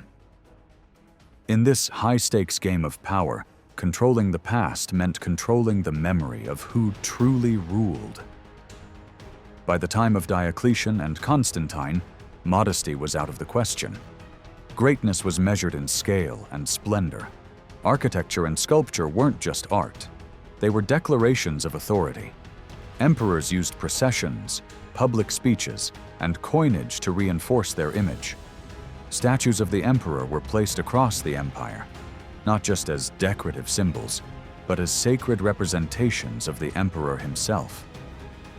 Damaging a statue was not simply vandalism, it was an act of treason. Even though Rome was far from the battlefronts, it remained symbolically important. In 283, a fire devastated much of the Forum. But for the incoming emperors, this disaster became an opportunity.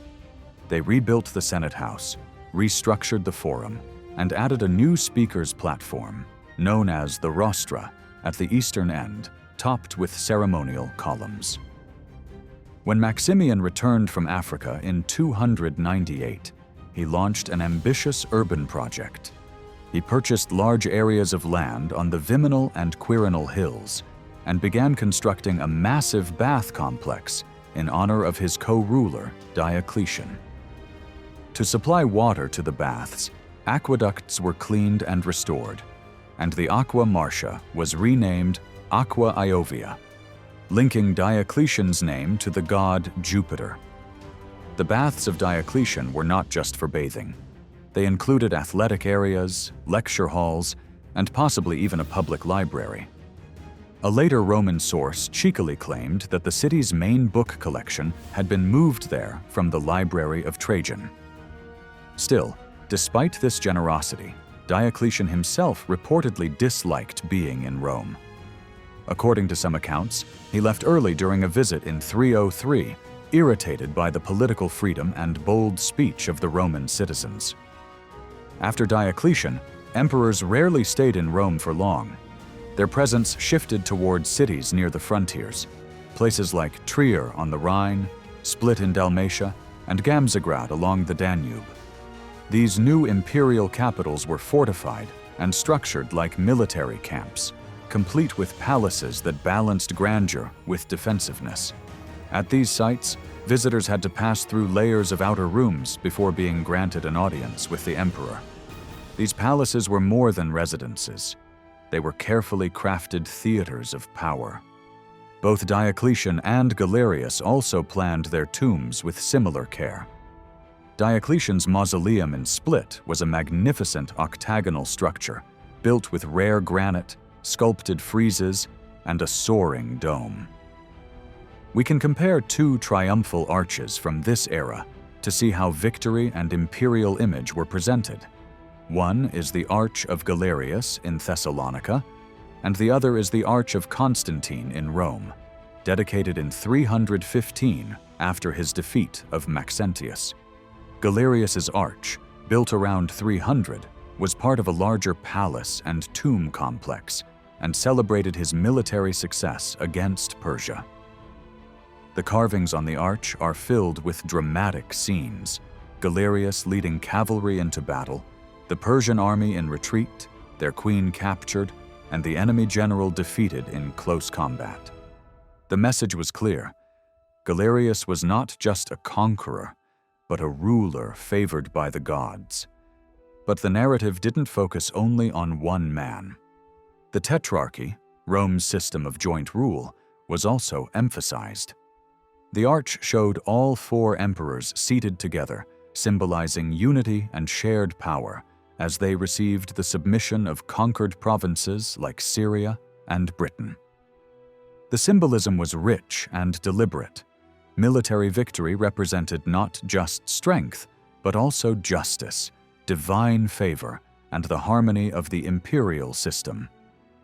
This is how Roman emperors, whether Diocletian, Galerius, or Constantine, ensured their memory endured. Through towering buildings, grand monuments, and carefully crafted public imagery, they shaped not just the cities of their time, but the historical record itself. On the 1st of May, in the year 305, an extraordinary moment in Roman history took place.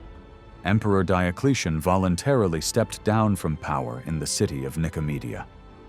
At the same time, though less willingly, his co-emperor Maximian also abdicated in Milan. Both men retreated to private life. Diocletian to his grand, fortified palace in Split, Dalmatia, where he famously claimed he wanted only to grow cabbages. Maximian chose the quieter hills of Lucania. Historians have long debated Diocletian's motivations. While old age and illness played a part, he was around 60 and had fallen seriously ill in 304. Other sources hint at pressure from Galerius, the aggressive commander known for persecuting Christians. Regardless of the exact cause, his poor health and a near-death experience likely convinced Diocletian to prepare a smooth and orderly transfer of power. To ensure legitimacy, he gathered the Roman army and publicly announced that he was stepping aside, handing control to stronger and healthier successors. In this carefully orchestrated event, Galerius and Constantius were declared as the new senior emperors, or Augusti, while two new junior emperors, or Caesars, were named. But what happened next took many by surprise. Most expected Constantine, the son of Constantius, to be appointed Caesar. Instead, Diocletian named Galerius's close ally, Severus, a seasoned soldier, and Galerius's own nephew, Maximinus, also known as Dia. The soldiers were stunned. For them, the idea of succession was clear. Sons inherited power from their imperial fathers. Constantine, as the son of a new Augustus, and Maxentius, the son-in-law of Galerius and son of former Emperor Maximian, were obvious choices. But Diocletian's decision followed a different model, one based on appointment, not inheritance, echoing the practices of the Antonine emperors, who had no sons of their own. Yet this was not the case here, and the secrecy surrounding the appointments only made things worse. Constantine's response was swift and dramatic. Fearing for his position, and perhaps his life, he escaped Galerius' reach and raced across Europe to join his ailing father. Legend has it that he rode the imperial post horses so hard that they collapsed and died. Shortly after Constantine's arrival in Britain, his father passed away. On July 25, 306, the army at York proclaimed Constantine as emperor in his father's place. Determined not to become another forgotten usurper from Britain, Constantine accepted Galerius' offer to formally recognize him, though only as Caesar, not Augustus. The balance of power was fragile. Meanwhile, in Rome, a new claimant emerged: Maxentius. In October 306, supported by the Senate, the Praetorian Guard, and the Roman people, he was proclaimed emperor. His appeal lay not only in his lineage, being Maximian's son, but also in his opposition to Galerius's plans to strip Rome and Italy of their traditional tax privileges. To strengthen his position, Maxentius brought his retired father back into public life, reinstating him as emperor. This move infuriated Galerius and Severus. They launched a military campaign to put down the rebellion. Severus marched on Rome in early 307, but failed to take the city. He was captured and eventually executed. Galerius followed with reinforcements, but he too was forced to retreat. His control over the Western Empire was slipping. During this chaos, Constantine kept a low profile. His coinage emphasized peaceful relations with other rulers and highlighted his connection to his popular father. He avoided direct involvement in Italy's civil war, but strategically accepted a marriage alliance with Maximian's daughter Fausta in 307. When tensions between Maximian and Maxentius escalated, the elder emperor abandoned his son and sought refuge with his new son-in-law Constantine. Galerius, watching the empire fragment, tried to regain control. In late 308, he organized a conference at Carnuntum on the Danube with the remaining original tetrarchs, Diocletian and Maximian. They agreed to appoint a new Augustus, Latinius, a capable general, to replace the fallen Severus. Maximian was once again told to retire. But the plan failed. The three emperors no longer held enough power or unity to enforce their decisions. Licinius was left waiting in the Balkans with no real authority. With no consequences to fear, both Constantine in the west and Maximinus Daia in the east declared themselves full emperors. By 310, the empire had 6 competing rulers. That same year, Maximian reappeared once again, this time turning against Constantine. He was defeated, captured at Marseille, and forced to take his own life. In 311, Galerius died, his agonizing illness described in gory detail by Christian writers eager to portray his suffering as divine punishment. With his death, the last real glue holding the Tetrarchy together was gone. Galerius had failed to preserve the united imperial college that Diocletian had built. His mistakes, especially ignoring Constantine and Maxentius, fractured the system. Without Diocletian's careful planning and mutual loyalty, the Tetrarchy dissolved into infighting and ambition. The empire was once again heading toward civil war. And now, with no agreed structure, no shared leadership, and no illusion of unity, the fate of the Roman world would once again be decided not by succession or diplomacy, but by the sword. When Diocletian rose to power, he didn't follow a master plan for transforming the Roman Empire.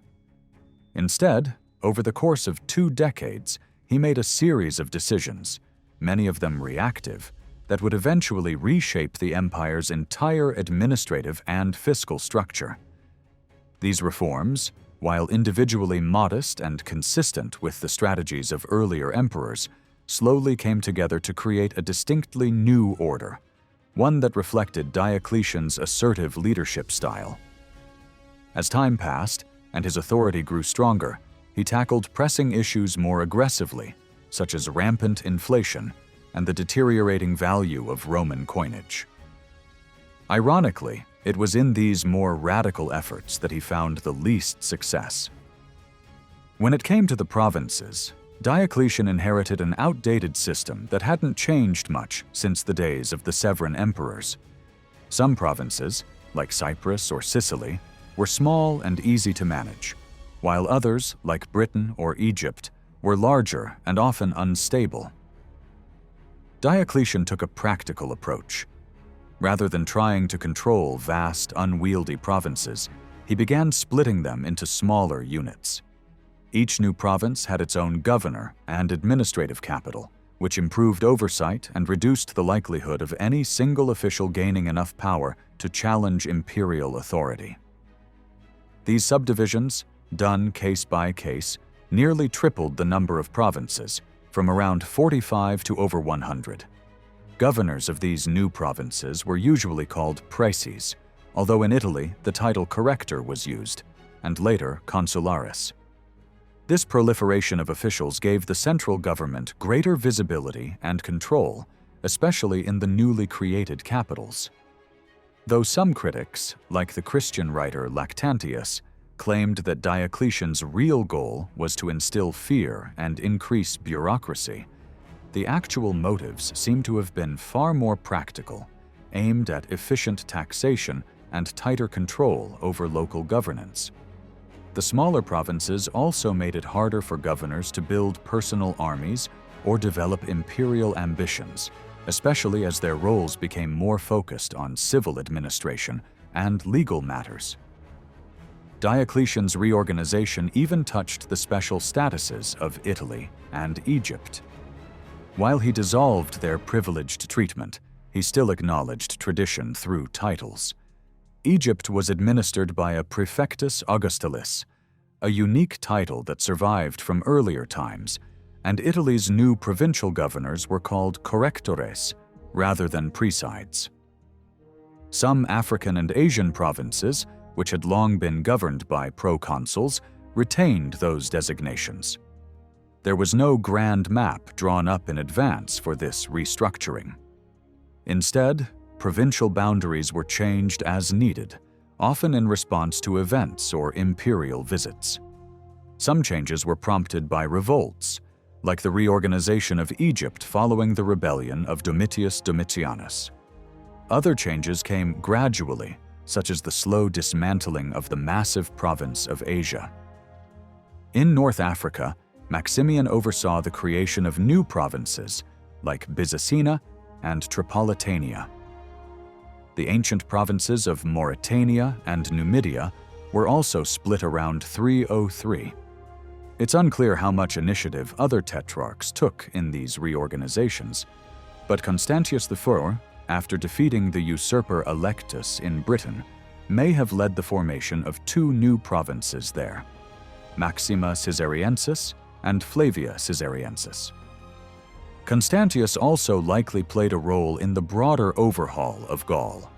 According to the so-called Verona list, the old Gallic territories were broken into 8 provinces, such as 2 Belgicas, 2 Germanias, and 2 Lugdunenses, along with regions like Sequania and the Alpine provinces. Aquitania was split into 3 parts, and the Narbonensis region became 4 separate provinces. With this explosion of provinces came a new challenge: how to organize taxation efficiently. Diocletian's solution was to cluster provinces into larger units called dioceses.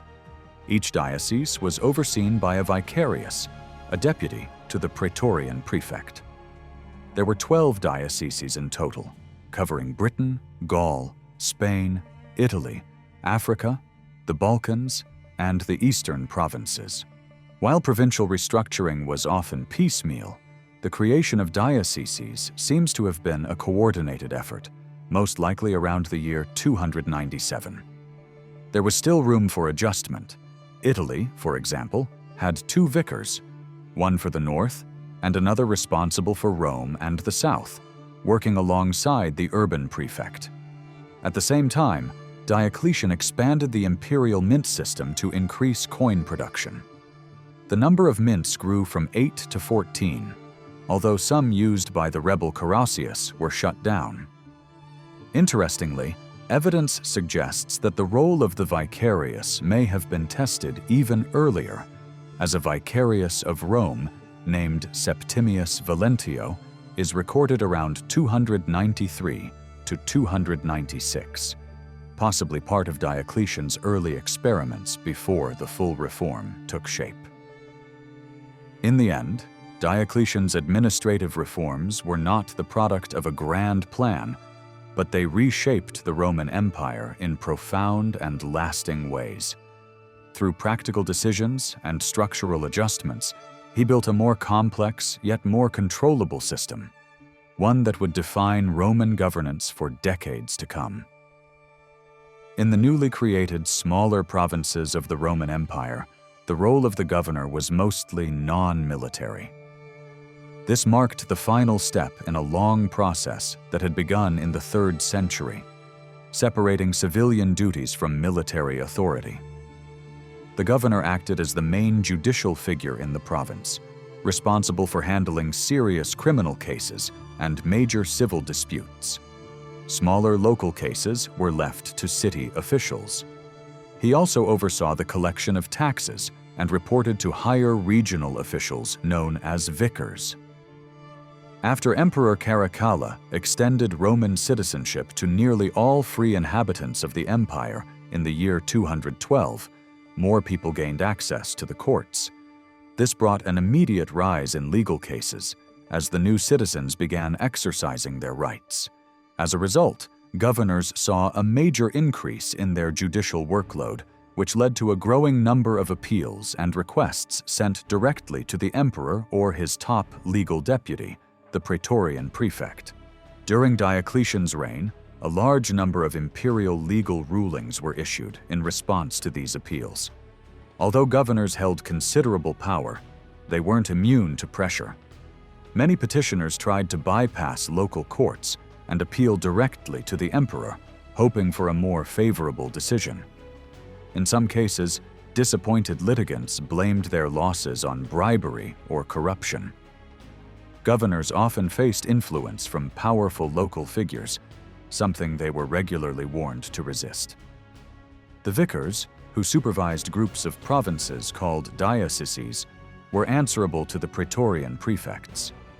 While some prefects were still involved in military campaigns, like Asclepiodotus, who served with Constantius I in Britain, others, such as Hermogenian, who served as Diocletian's chief legal advisor and later as prefect, represented a shift toward more civilian and legal-focused roles. The praetorian prefects handled both legal matters and tax administration. They often worked together, issuing joint decrees and forming a sort of administrative council of their own. There has been much debate about how praetorian prefects were assigned. Historians now generally agree that both Diocletian and Maximian had one praetorian prefect each, but their junior emperors, the Caesars, did not have any. Later, under Maxentius, at least 3 prefects are known to have served during his rule. Between 315 and 317, Constantine and Licinius had only 1 prefect each. By the 330s, however, the number of prefects grew to 5, although not all were directly tied to the junior emperors. Eventually, the empire's administrative structure became more regionally defined. After the year 337, each praetorian prefect was assigned to oversee a specific region made up of several dioceses. This system became firmly established by the mid-4th century. For example, in the year 345, Emperor Constans created a separate prefecture in Illyricum, even though he already had prefects managing Italy and Africa, as well as Gaul, which included Britain and Spain. By the end of the 4th century, the empire was divided into 4 main prefectures: the Gauls, Italy and Africa, Illyricum, and the East. This system brought more structure and efficiency to the vast imperial bureaucracy, ensuring that each region had its own high-ranking official responsible for justice, taxation, and overall governance. Before the year 284, the structure of military command in the Roman Empire had become increasingly flexible. Generals operated where military threats arose, without strict regard for provincial borders. Although Emperor Diocletian and his fellow rulers were highly active on campaign, it's not entirely clear how often they relied on regional military commanders, known as duces. Most evidence for these commanders appears after Diocletian's reign. However, some posts, like one held by a commander named Firminianus in the province of Scythia on the Danube in 311, suggest their roles may have originated under Diocletian's reforms. Similar positions are documented in Illyricum, Egypt, and Africa, all areas of military interest during his rule. Later imperial documents, like the Notitia Dignitatum, list these duces across the empire, in Armenia, Syria, Pannonia, and Britain. Although we cannot be certain when these posts were formally created, it is likely that Diocletian laid the groundwork.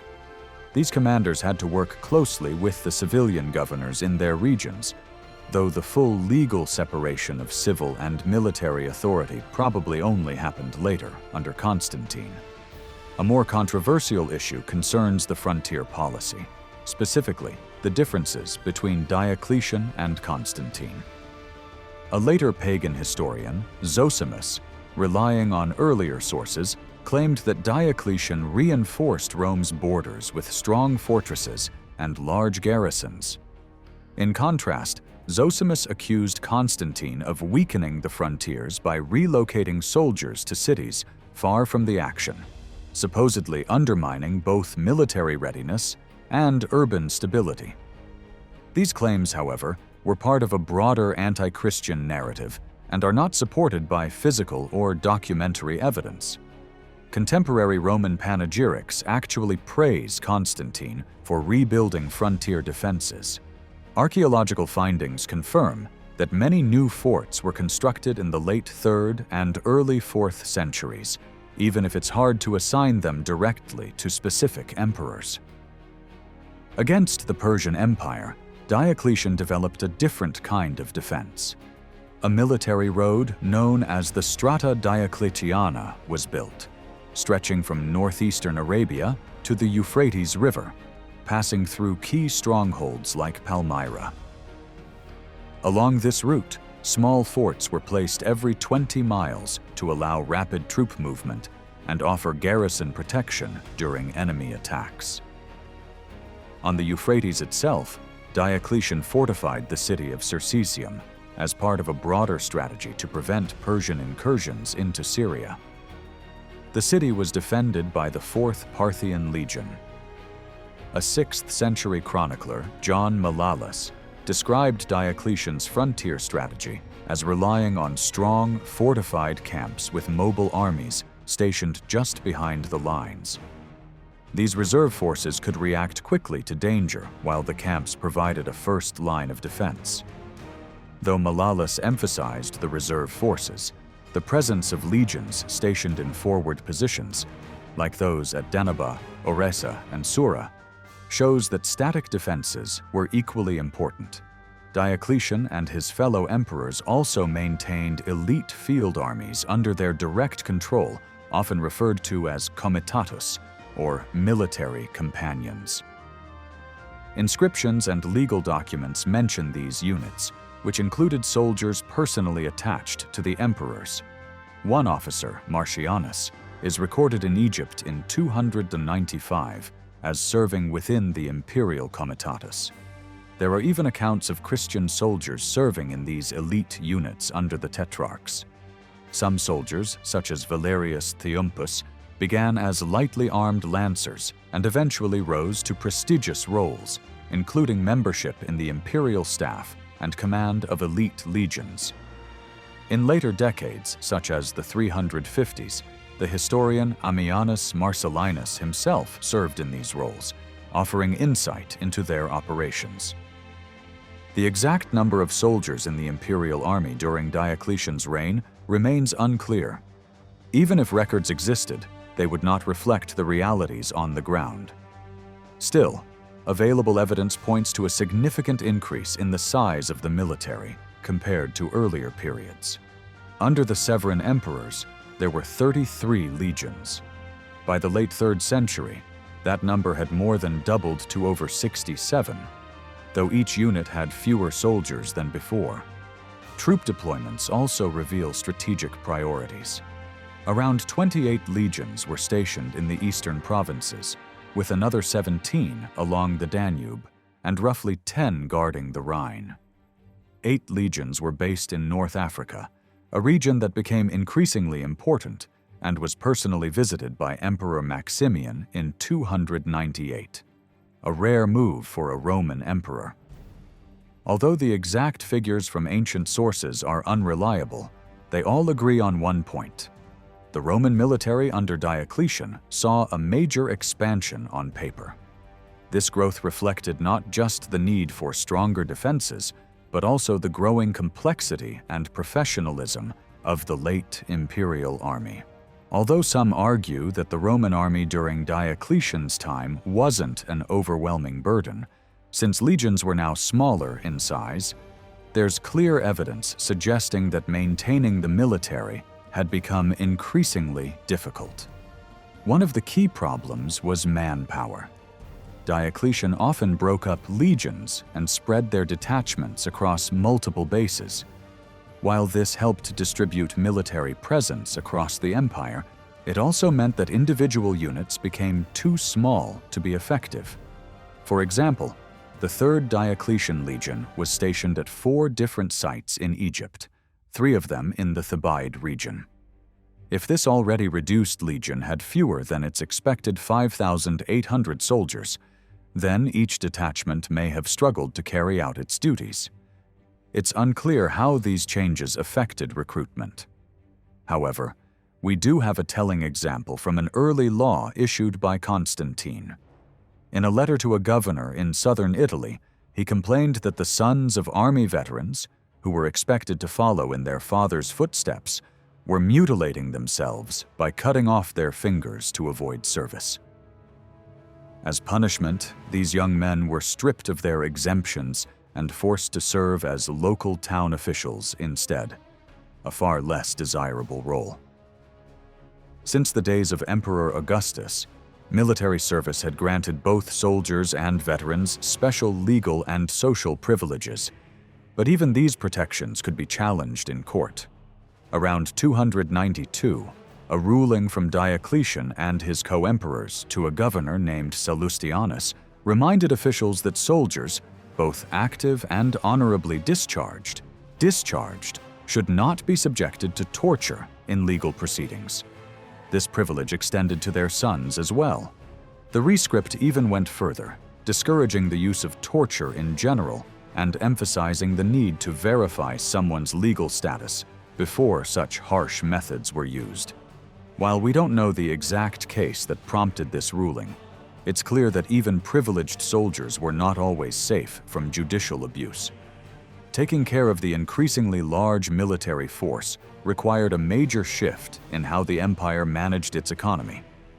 Diocletian introduced reforms in taxation, pricing, and coinage to keep up with military expenses. Ideally, tax revenues would match state spending, but this was rarely the case. As a solution, emperors began using indictions, formal tax assessments that were posted publicly to inform citizens of what was owed. Diocletian's contribution was to standardize these assessments, although the regular 15-year tax cycle only became fully established after the year 312. There were 2 main types of taxes: the iugatio, a land tax, and the capitatio, a poll tax on individuals. These tax rules were displayed in public places to ensure that everyone knew what they owed. For instance, in 297, the governor of Egypt, Aurelius Optatus, posted an edict announcing the new tax schedules. The announcement described the rates for different types of land and for various age groups. It also praised the emperor's fairness and warned citizens to pay promptly rather than wait for tax collectors to arrive. The Roman census, which determined tax obligations, was carried out gradually. Syria and Arabia were surveyed before 293, and land declarations were collected in Egypt by 298. The unit used to calculate tax was called the iugum, though this varied from place to place. Unlike the iugerum, which measured land area, the iugum was a broader tax unit that considered land type and productivity. Each province followed its own traditional system. For example, a later legal document from the 470s, originally in Greek and later translated into Latin, explained how Diocletian's tax assessments worked in Syria. There, land was measured in terms of perticae, plethora, and eugera, depending on whether it was vineyard, arable farmland, or olive grove. In mountainous areas, the tax values were adjusted further. Other regions used simpler methods. Italy and Africa, for example, based taxes mostly on land size. Egypt retained its traditional unit, the arura, applying it to different types of crops. The capitatio, or poll tax, was even more varied. In Egypt, only males over the age of 12 were taxed. In places like Syria and Illyricum, women were also counted either as full or half heads. Animals were included too, often calculated as fractions of a person. Initially, this tax applied mainly to rural populations, but later emperors tried, mostly unsuccessfully, to include city dwellers as well. One such effort by Emperor Severus after 305, aimed at registering Rome's urban poor, may have even contributed to his fall from power. While the land tax was collected in kind, usually grain or livestock, the poll tax had to be paid in coins. Local councils and their members, known as decurions, were held personally responsible for making sure both taxes were collected properly. They either paid themselves, organized the collection, or oversaw the distribution of goods to the state. Together, these military and fiscal reforms show the immense pressures faced by the Roman Empire during Diocletian's reign. Balancing defense, law, and economy was a constant struggle, but one that reshaped the structure of the empire for generations to come. Whenever an emperor like Diocletian visited a provincial city, the cost and stress it placed on local communities could be immense. One such event took place in Panopolis, a town in Egypt's Thebaid province, in September 298. Surviving papyri from the region give us a rare behind-the-scenes glimpse of the chaos. Local administrators were burdened with preparing supplies, securing ships, and managing logistics for imperial troops. The local official in charge, known as the strategos, had to assign people to oversee even the vegetables and designate a bakery near the town theater as a distribution center for soldiers' bread. He issued repeated orders to gather supplies for the most noble soldiers, but was met with resistance, especially from a key accountant who flatly refused to help, claiming the city shouldn't be bothered with such tasks. The strategos faced more challenges when he tried to assign 4 local council members to oversee treasury estates.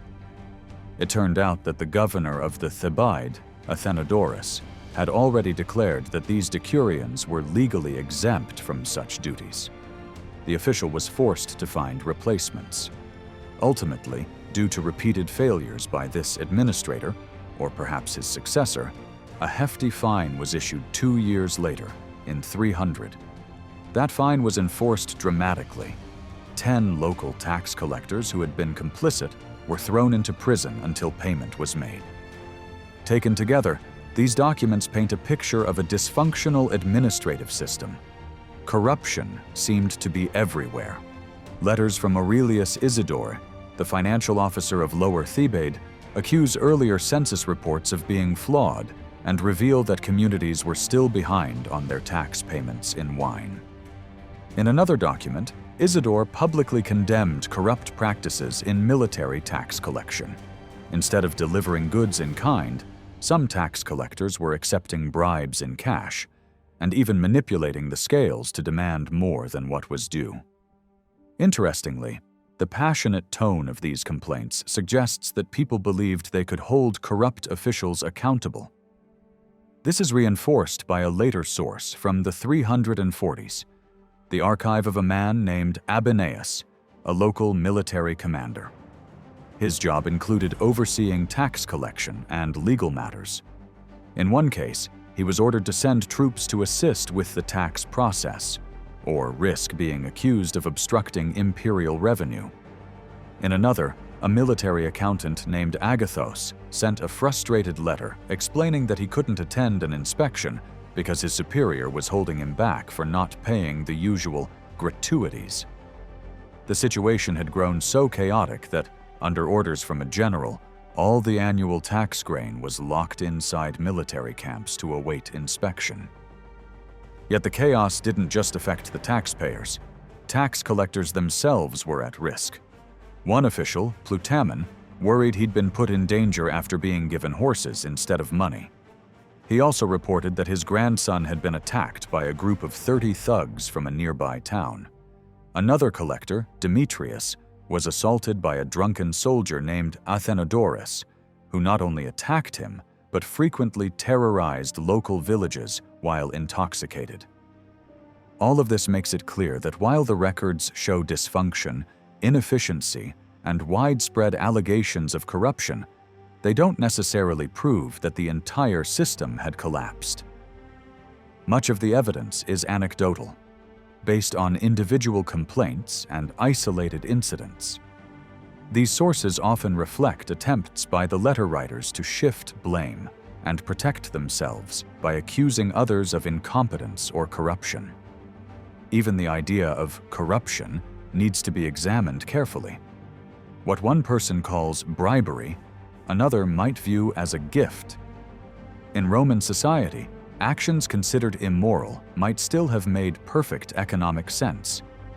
Moreover, some conflicts arose not from wrongdoing, but from ordinary citizens defending their legal rights. For example, the town councilors who refused treasury duties did so based on official exemptions, and they had documentation to back them up.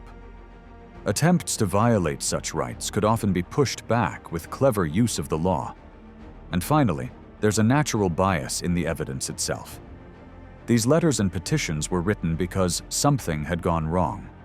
We hear from the system only when it failed, not when it functioned smoothly. The silence of routine administration hides the many occasions when officials, citizens, and soldiers did their jobs without incident. For centuries, the Roman Empire struggled with the debasement of its coinage, especially the silver coins used to pay its armies.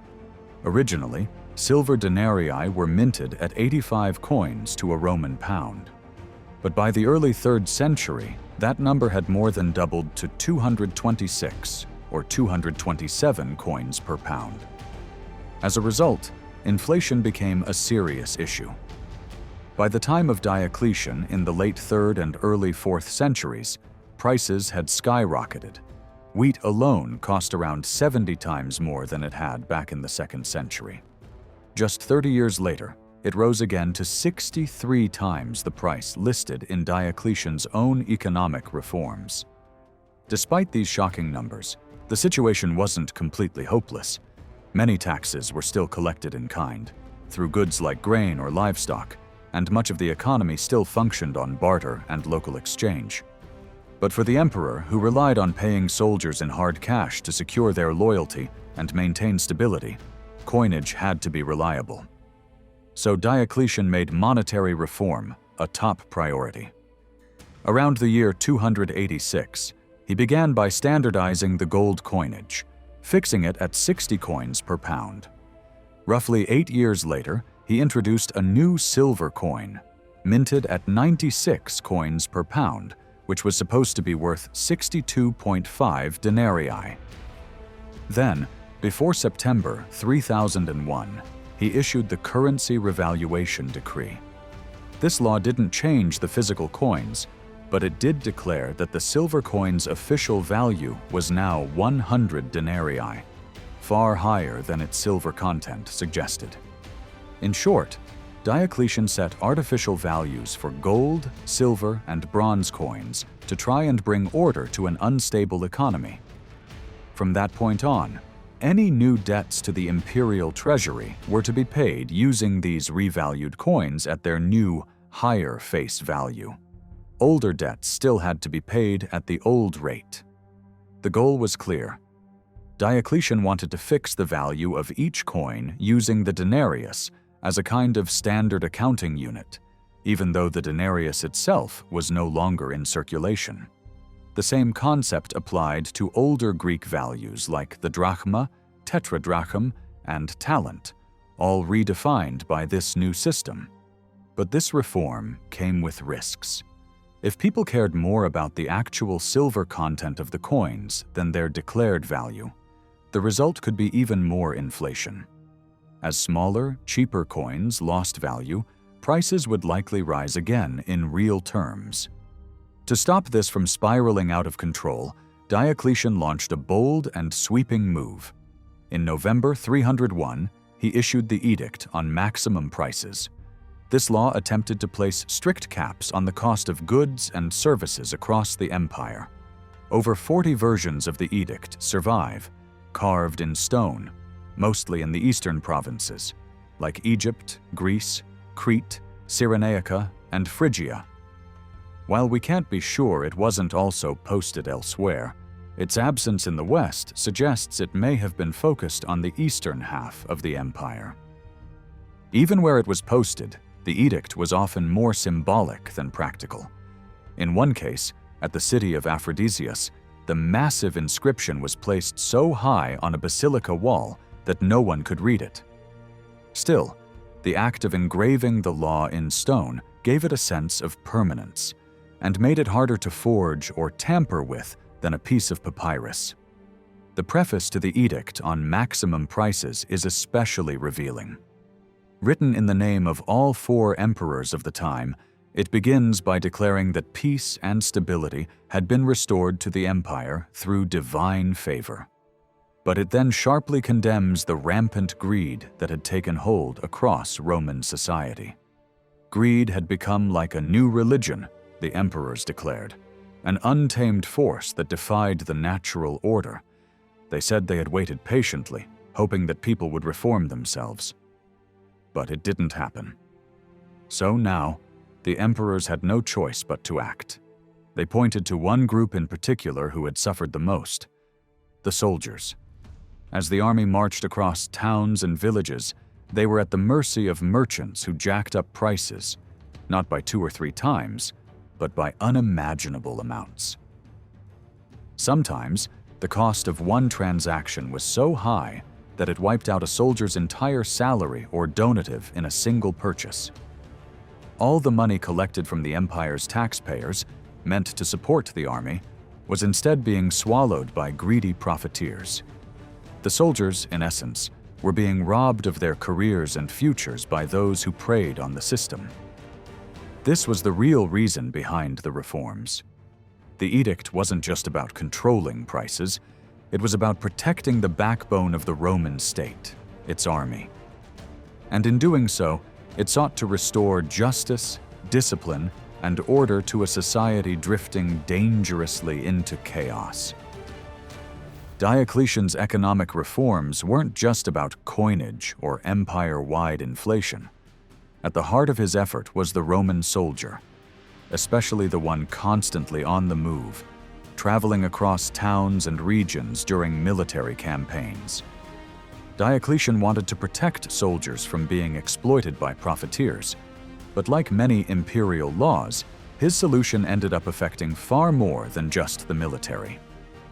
One of his most famous measures, the Edict on Maximum Prices, did not only regulate basic goods and services for soldiers, it also set limits on luxury items like the shoes worn by senators and equestrians. Clearly, this wasn't just about protecting the rank and file. Diocletian understood that without strict enforcement, reforms would be ignored. He famously stated that people rarely adopt policies that improve society on their own. Instead, a degree of salutary terror, that is, fear of punishment, was often more effective. So he imposed harsh penalties. Anyone who charged prices above the limit, who paid those prices, or who hoarded goods to create artificial scarcity could be punished severely, with death, exile, confiscation of property, or loss of legal rights. The actual list of maximum prices was massive, covering around 1,500 items. It included everything from grain and beans, measured by the army's standard modius, to daily wages for all sorts of jobs. Diocletian made it clear that the prices were upper limits, not fixed rates. In places where supplies were abundant, he hoped local markets would offer goods at cheaper prices. But how accurate were these official prices compared to reality? While Diocletian may have used government records to compile his figures, it's likely the listed prices were lower than actual market rates. His edict didn't account for regional differences. Prices could vary greatly between cities and rural areas, and some numbers, like a daily wage of 25 denarii, seem overly simplified.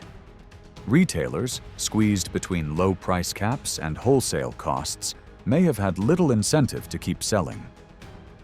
Still, the list paints a fascinating picture of Roman society.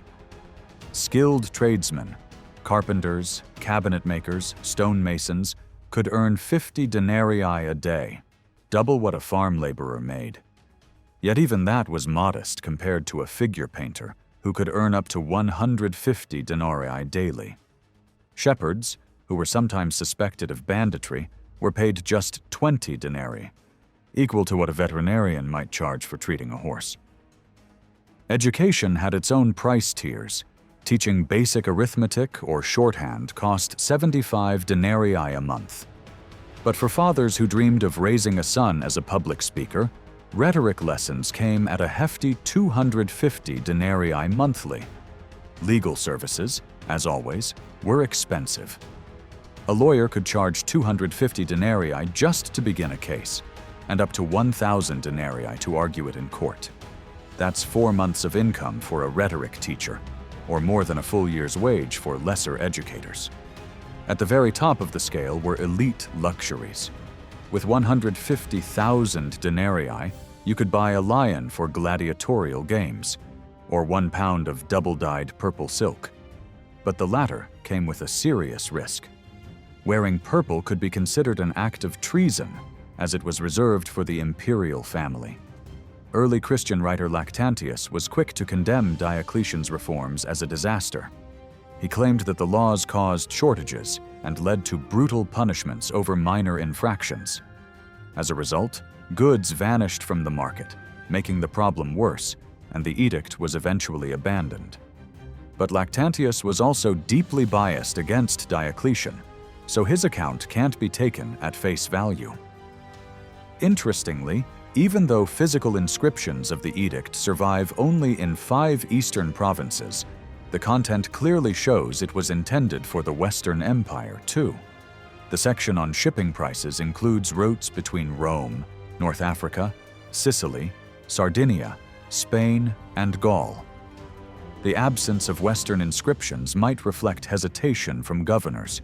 Perhaps they didn't want to invest in large, expensive stone engravings for a law that could quickly become obsolete.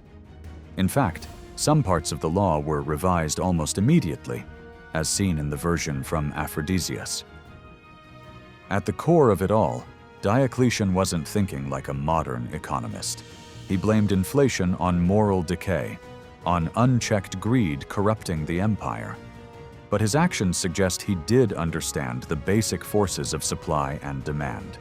For instance, when he saw prices rising in Antioch during his stay there in 301, he also ordered the construction of grain stores for the city, recognizing that shortages, not just greed, pushed prices up.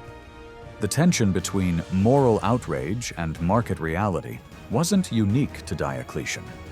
Years later, Emperor Julian would try similar reforms in Antioch between 362 and 363. He too railed against greed and high prices. In his satirical letter, Misopogon, Julian complained that while the city was full of goods, prices remained high due to wealthy speculators. At first, he gave local merchants a chance to fix the issue themselves. When they failed, he set prices publicly. And when Antioch faced a real grain shortage, he imported cheap supplies from neighboring cities and from Egypt. But speculators simply bought it all up and sold it at inflated prices outside the city, avoiding imperial control altogether.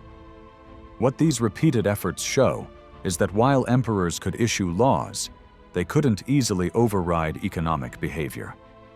Both Diocletian and Julian tried to impose moral order on markets, but in the end, the realities of trade, scarcity, and human self-interest proved more powerful than imperial decree. During a time of relative peace in the Roman Empire, something proudly emphasized in Diocletian's edict on maximum prices, there was room for broader moral and legal reform. Following the model of Augustus, Diocletian oversaw the first serious attempt since Emperor Hadrian to organize and systematize Roman law into accessible reference works. These efforts mainly focused on civil law rather than criminal matters, collecting and codifying imperial rescripts, official replies issued by the emperor in response to specific legal problems. The process started with Hadrian, who around the year 130 ordered that the praetor's edict, a foundational source of civil law, be fixed in permanent form. Before this, praetors could revise the edict annually, but Hadrian wanted a single, consistent legal text. He aimed to simplify legal reference and also to tighten imperial control over legal authority. However, this second goal, asserting long-term control over the law, did not seem to carry over into Diocletian's era. There is no clear evidence that Diocletian personally oversaw the codification project. Instead, two officials became associated with the legal compilations: Gregorius, who assembled rescripts from Hadrian's time to 291, and Hermogenian, who was active as a master of petitions and extended the collection to 295, issuing another version in 298. Whether this was an official project is still debated, but the collections, later known as the Codex Gregorianus and Codex Hermogenianus, clearly held authority. These codes were not just private initiatives. They transformed one-time rulings into general legal standards. They became tools for governors and imperial administrators to consult in judicial matters. However, unlike the later Theodosian or Justinian codes, there was no formal imperial endorsement or updating system, and Diocletian himself did not attach his name to the project. Later, lawyers tried to supplement the codes with material from public notice boards, and a few private collections like the Vatican Fragments and the comparison of Mosaic and Roman law helped preserve some additional content. Diocletian and his administration saw lawmaking as more than regulation. It was also moral instruction. This idea, rooted in classical philosophy and echoed in later works like the Theodosian Code, envisioned the law as a teacher of virtue and civic life.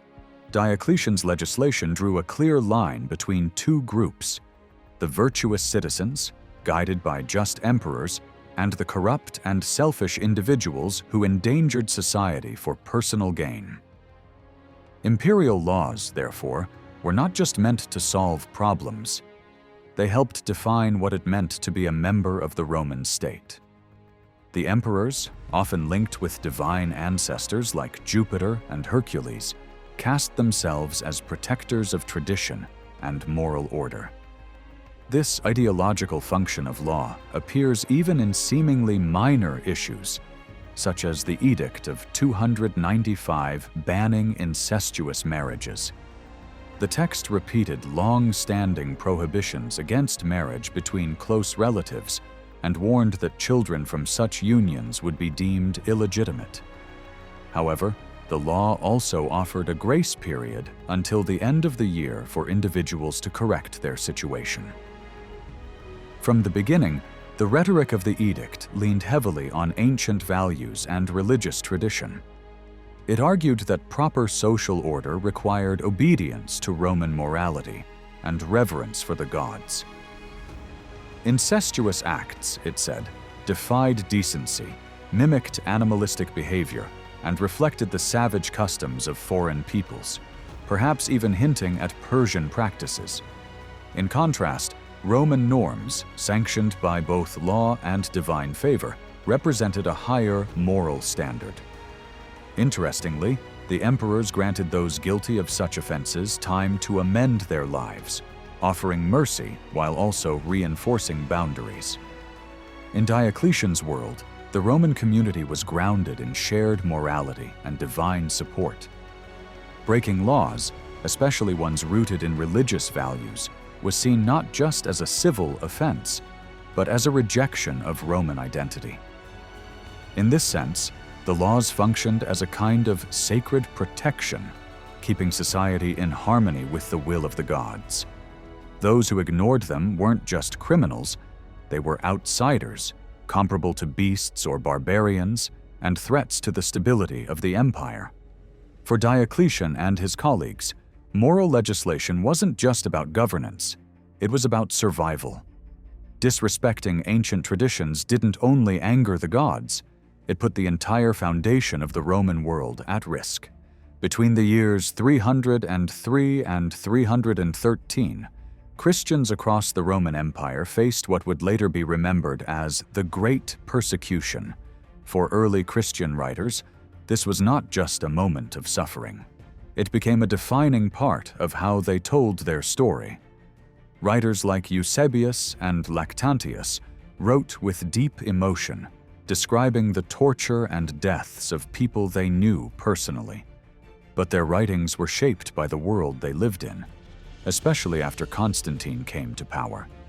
With hindsight, they presented the persecutions as part of a divine plan, a painful trial before the final victory of Christianity. On the other hand, the motivations of emperors like Diocletian and Galerius must be pieced together from official documents and legal orders. We have rescripts against other religious groups, like the Manichaeans, and we can study the laws imposed on Christians beginning in 303. But the views of those who opposed Christianity, like the pagan philosophers Celsus, Porphyry, and Socianus Hierocles, are mostly lost. What remains survives only in pieces or through Christian responses written to refute them. The question of power and legitimacy also shaped how these events were remembered. The Roman writer Cicero, who heavily influenced Lactantius, once argued that even governments could act against natural justice, an idea rooted in divine law. If rulers violated this higher law, then resistance could be justified. Although Lactantius didn't go so far as to promote rebellion, he did express disapproval when an angry Christian tore down a copy of the imperial edict in 303. Still, in many Christian texts, the image of the persecuting emperor becomes a symbol of tyranny, violent, cruel, and overtaken by uncontrollable fury. The edicts, though legally enacted by rulers whose authority was unquestioned at the time, were condemned by Christians as violations of natural justice and divine order. Interestingly, Christians were not even on the radar of Diocletian's administration for the first 2 decades of his reign. He became emperor in 284, but it wasn't until February 24, 303, that any official decree was issued against Christian practices. Even then, the initial goal wasn't to destroy Christianity, it was to revive traditional Roman religion. Diocletian and his co-emperor Maximian promoted the ancient gods under whose protection Rome had long flourished. They were even identified with the gods themselves. Diocletian was likened to Jupiter and Maximian to Hercules. This connection between emperors and gods was echoed in the literature of the time. A speech from 291, delivered in Gaul, praises the emperors for honoring the gods with temples, altars, statues, and offerings, even using their own names and images to elevate the sacred. Such writings blurred the line between divine and human, raising emperors to a near mythical status. In another speech, probably given at Trier, the orator celebrated the founding of Rome and claimed that Hercules himself was the true founder, supported by the existence of his great altar in the city. The speaker also referred to the legendary descent of Spartan kings from Heracles and, ultimately, from Jupiter. But while Spartan kings were divided, the Roman emperors ruled in harmony, a contrast also made with Romulus and Remus, the feuding twin founders of Rome. The idea was that imperial actions mirrored those of their divine counterparts. Just as Jupiter and Hercules fought together against the giants, Diocletian and Maximian stood united in war and governance. Coins from the period reinforced these ideas, showing gods and emperors together. Diocletian was shown as Jupiter's chosen ruler, and Maximian as a living Hercules, complete with club and lion skin. A silver coin from the city of Siccia even depicted the two senior emperors and their junior colleagues making sacrifices in front of a military camp, celebrating a victory over the Sarmatians.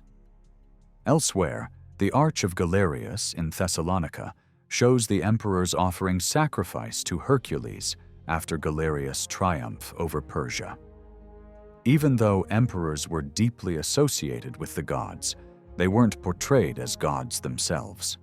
Their coins often featured Jupiter and Hercules with titles like Preserver, Avenger, and Guardian, while also showcasing virtues like courage and victory. Maximian was often represented in the heroic image of Hercules, but still as a mortal ruler. Other symbols on coins included abstract ideals such as harmony, peace, foresight, safety, security, victory, and the genius of the Roman people, a divine representation of the Roman nation, complete with a horn of plenty. This imagery was meant to emphasize the strength, stability, and unity of the empire. It also reflected the emperor's desire to revive the moral and religious traditions of the past, suggesting a return to the simplicity and virtue of Rome's early days. Even their laws reflected this spirit, with a focus on restoring traditional values through religious devotion. In the end, the Great Persecution was not just a clash between pagans and Christians. It was a struggle over identity, legitimacy, and the future of the Roman world. The Christian writers saw it as a divine test. The emperors saw it as a chance to renew Rome's sacred past. But it was this very conflict that paved the way for Christianity's ultimate rise and the transformation of the empire itself. On Wednesday, March 15, 1727, it seemed like Sir Isaac Newton might once again defy expectations. He showed signs of recovery, lifting hopes that he would survive yet another serious illness. But just a few days later, he fell into a coma. He remained unconscious until the early morning hours of March 20th, when he quietly passed away between 1 and 2 a.m. at the age of 84. Not long before his death, Newton reflected on his life with remarkable humility. He said, "I do not know what I may appear to the world, but to myself I seem to have been only like a boy playing on the seashore, diverting myself in now and then finding a smoother pebble or prettier shell than ordinary, while the great ocean of truth lay all undiscovered before me." Interestingly, centuries later, Albert Einstein, perhaps Newton's only true equal in science, would describe his own curiosity in similar childlike terms Einstein once paid tribute to Newton by writing, "Fortunate Newton, happy child of science. Nature to him was an open book, whose letters he could read without effort." 3 days after Newton's death, the Royal Society marked the occasion with a brief but moving note in its journal book. "The chair being vacant by the death of Sir Isaac Newton, there is no meeting this day." His passing left a silence in the world of science that was deeply felt. Newton's body lay in state at Westminster Abbey until April 4th, when his funeral was held. The ceremony was as grand as the man himself. His coffin was carried into the sanctuary by some of the most powerful figures in the kingdom: the Lord High Chancellor, 2 dukes, Montrose and Roxburgh, and 3 earls, Pembroke, Sussex, and Macclesfield, all members of the Royal Society. Leading the mourners was Sir Michael Newton, a distant relative and a knight in his own right. The funeral service was conducted by the Bishop of Rochester. Newton was laid to rest in a place of great honor in the heart of Westminster Abbey.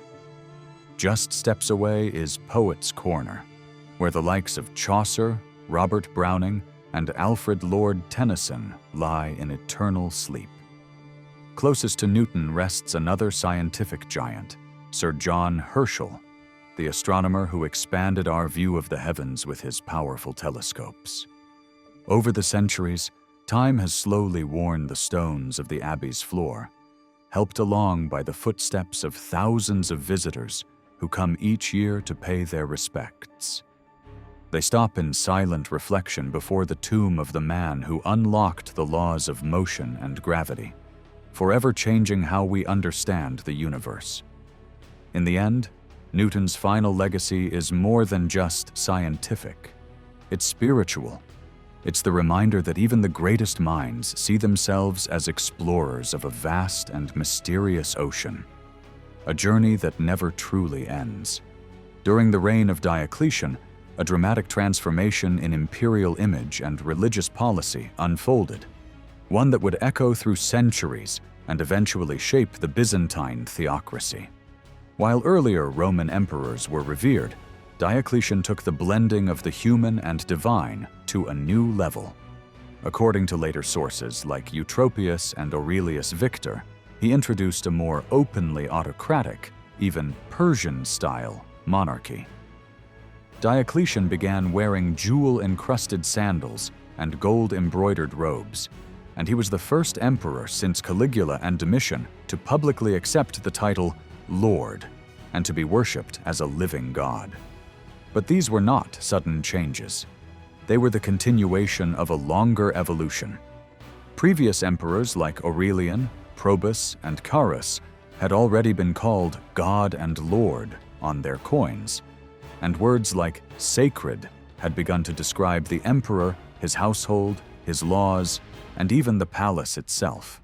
As Roman emperors increasingly depended on projecting divine authority to maintain power, especially during times of political instability, the rituals around them became more rigid and their presence more aloof. Despite this divine image, emperors also needed to maintain bonds with their closest advisors. Rituals helped manage both public perception and private interaction. The emperor's inner circle, including military and administrative elites known as comites companions, fostered a sense of loyalty and camaraderie. This dual identity, as both godlike ruler and fellow soldier, allowed emperors to govern more effectively. Ceremonies like adoratio, where officials were allowed to kiss the emperor's robe, served both as acts of reverence and as reassurances of continued favor. By the mid-4th century, this ritual had become a recognized form of communication between emperor and subject. Critics like the historian Ammianus Marcellinus condemned these customs, calling them foreign and overly monarchical. Still, such rituals became entrenched in Roman governance. Even Constantius II used them to calm nervous generals, while emperors like Julian carefully controlled who was allowed this privilege. But Diocletian's push for order went beyond ritual and dress. It extended deep into the religious fabric of the empire. The idea that the empire's survival depended on right religion took on a darker edge. For Diocletian, promoting correct belief also meant actively suppressing wrong belief. By the late 3rd century, this meant drawing a line between tolerated cults, like that of Mithras, a Persian god popular with Roman soldiers, and groups seen as foreign threats, such as the followers of Mani. The Manichaeans, followers of a Persian prophet who blended Christian and Zoroastrian ideas, were seen as a dangerous and corrupting force. In 302, Diocletian issued a rescript to the proconsul of Africa, Julianus, ordering that Manichaean teachings be condemned as subversive and un-Roman. The rescript didn't just see their religion as heretical, it classified it as criminal magic, maleficia, a direct threat to the moral and political order. The Manichaeans were accused of aiming to destabilize Rome by importing harsh Persian laws and poisoning the hearts of Romans with their teachings. Their books were to be burned. Converts among the elite were to be stripped of their property and sent to the mines. Others faced death. This was more than persecution. It was a preview of what would come under Christian emperors. Diocletian argued that the Roman gods had already ordained what was right and true through the wisdom of ancient men. To challenge this was not only impious, it was unnatural. Those who resisted this divine tradition were described as depraved minds in need of punishment. It was a mindset of religious absolutism that foreshadowed Christian rhetoric against heresy. The belief that unity in religion was essential for the safety of the empire. Thus, under Diocletian, religion was no longer just a matter of public ceremony. It was a matter of law, order, and survival. And by defining religious dissent as a criminal act, the emperor transformed the state into the ultimate guardian of both earthly power and divine truth. In the later years of his reign, Emperor Diocletian demanded complete obedience to his new moral and religious order.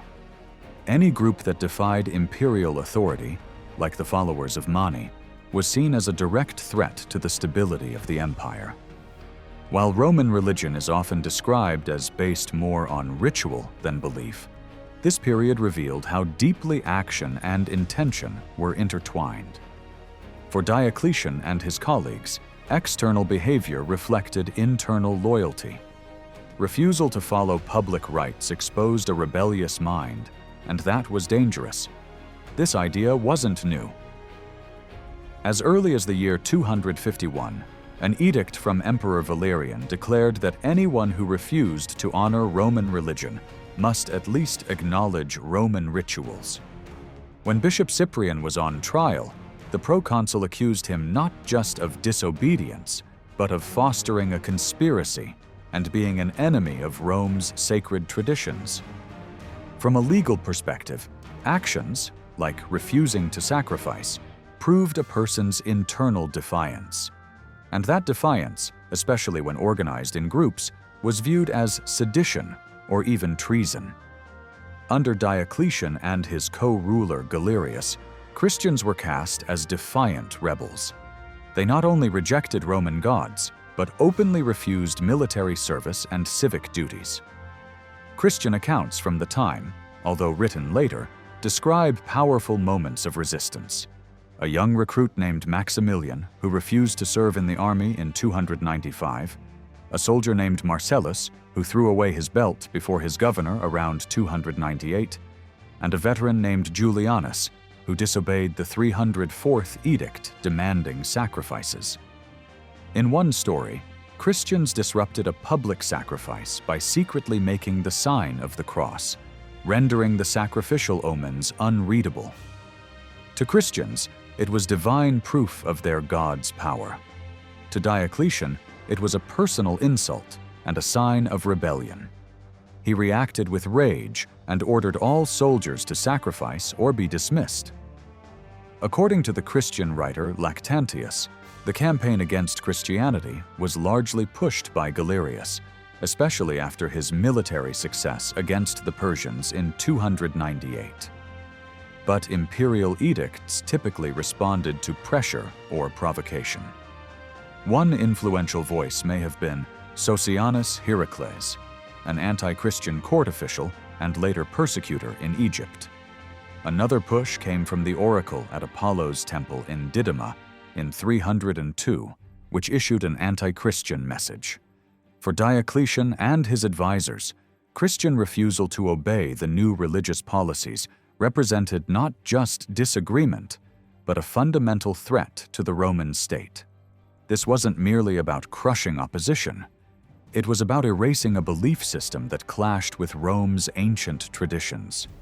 So, beginning on February 24th, 303, just after the Terminalia festival, Diocletian launched a full-scale legal assault on the Christian faith. That day, soldiers stormed the prominent church of Nicomedia, just across from the imperial palace. At dawn, they burned the sacred books, looted valuables, and tore the building down. This event marked the start of the first anti-Christian edict. The edict ordered the destruction of all churches, the burning of scriptures, and the dismissal of Christians from government and military roles. High-ranking Christians lost their legal rights. According to Lactantius, they could now be tortured regardless of their social class. Lawsuits against them would be heard in court, but they themselves couldn't sue others. In effect, they were stripped of citizenship, voice, and protection. Soon after, the imperial palace itself was set on fire. No one was caught, but Galerius blamed the Christians. Whether or not they were responsible, the suspicion led to a second edict. Reports of unrest in places like Melitene and Syria raised fears of further rebellion. The second edict ordered mass arrests of Christian clergy. Bishops, priests, deacons, readers, and exorcists were all thrown into prison. Prisons built for criminals were now overflowing with religious leaders. This second wave had a clear logic. Destroying churches and scriptures weakened Christian identity, but as long as leaders were free, the movement could continue.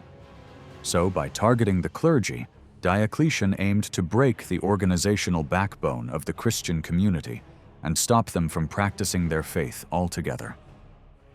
In the eyes of the empire, this was not just persecution, it was purification, a violent effort to protect Rome by eliminating what the emperors saw as a dangerous, defiant, and divisive religion. But for the Christians, this became their defining trial, the Great Persecution, and it set the stage for a new phase in the struggle between old gods and the rising power of Christianity. As Diocletian's persecution of Christians escalated, the Roman authorities quickly faced a practical problem: overcrowded prisons. Historian Eusebius may have exaggerated the crisis, but it's clear that Roman jails, meant only for short-term detention, couldn't handle the sheer number of arrests. This logistical pressure likely forced a shift in policy. The Third Imperial Edict relaxed the crackdown slightly. Clergy who agreed to sacrifice to the Roman gods were released, while those who refused were subjected to torture. But this was only a pause before the most severe blow. In early 304, the Fourth Edict was issued. It demanded that every person in the Roman Empire, regardless of status, must perform a sacrifice. This edict was reminiscent of Emperor Decius's attempt in 250 to win back divine favor through universal sacrifices. But this time, instead of Christian refusal triggering the policy, it was a deliberate state action to crush Christian dissent. These 4 edicts were sent by the Praetorian prefects to provincial governors, who issued them under their own names. For example, in North Africa, local texts refer to a proconsular edict rather than an imperial one. The central orders were followed by additional instructions, such as letters requiring entire communities to sacrifice.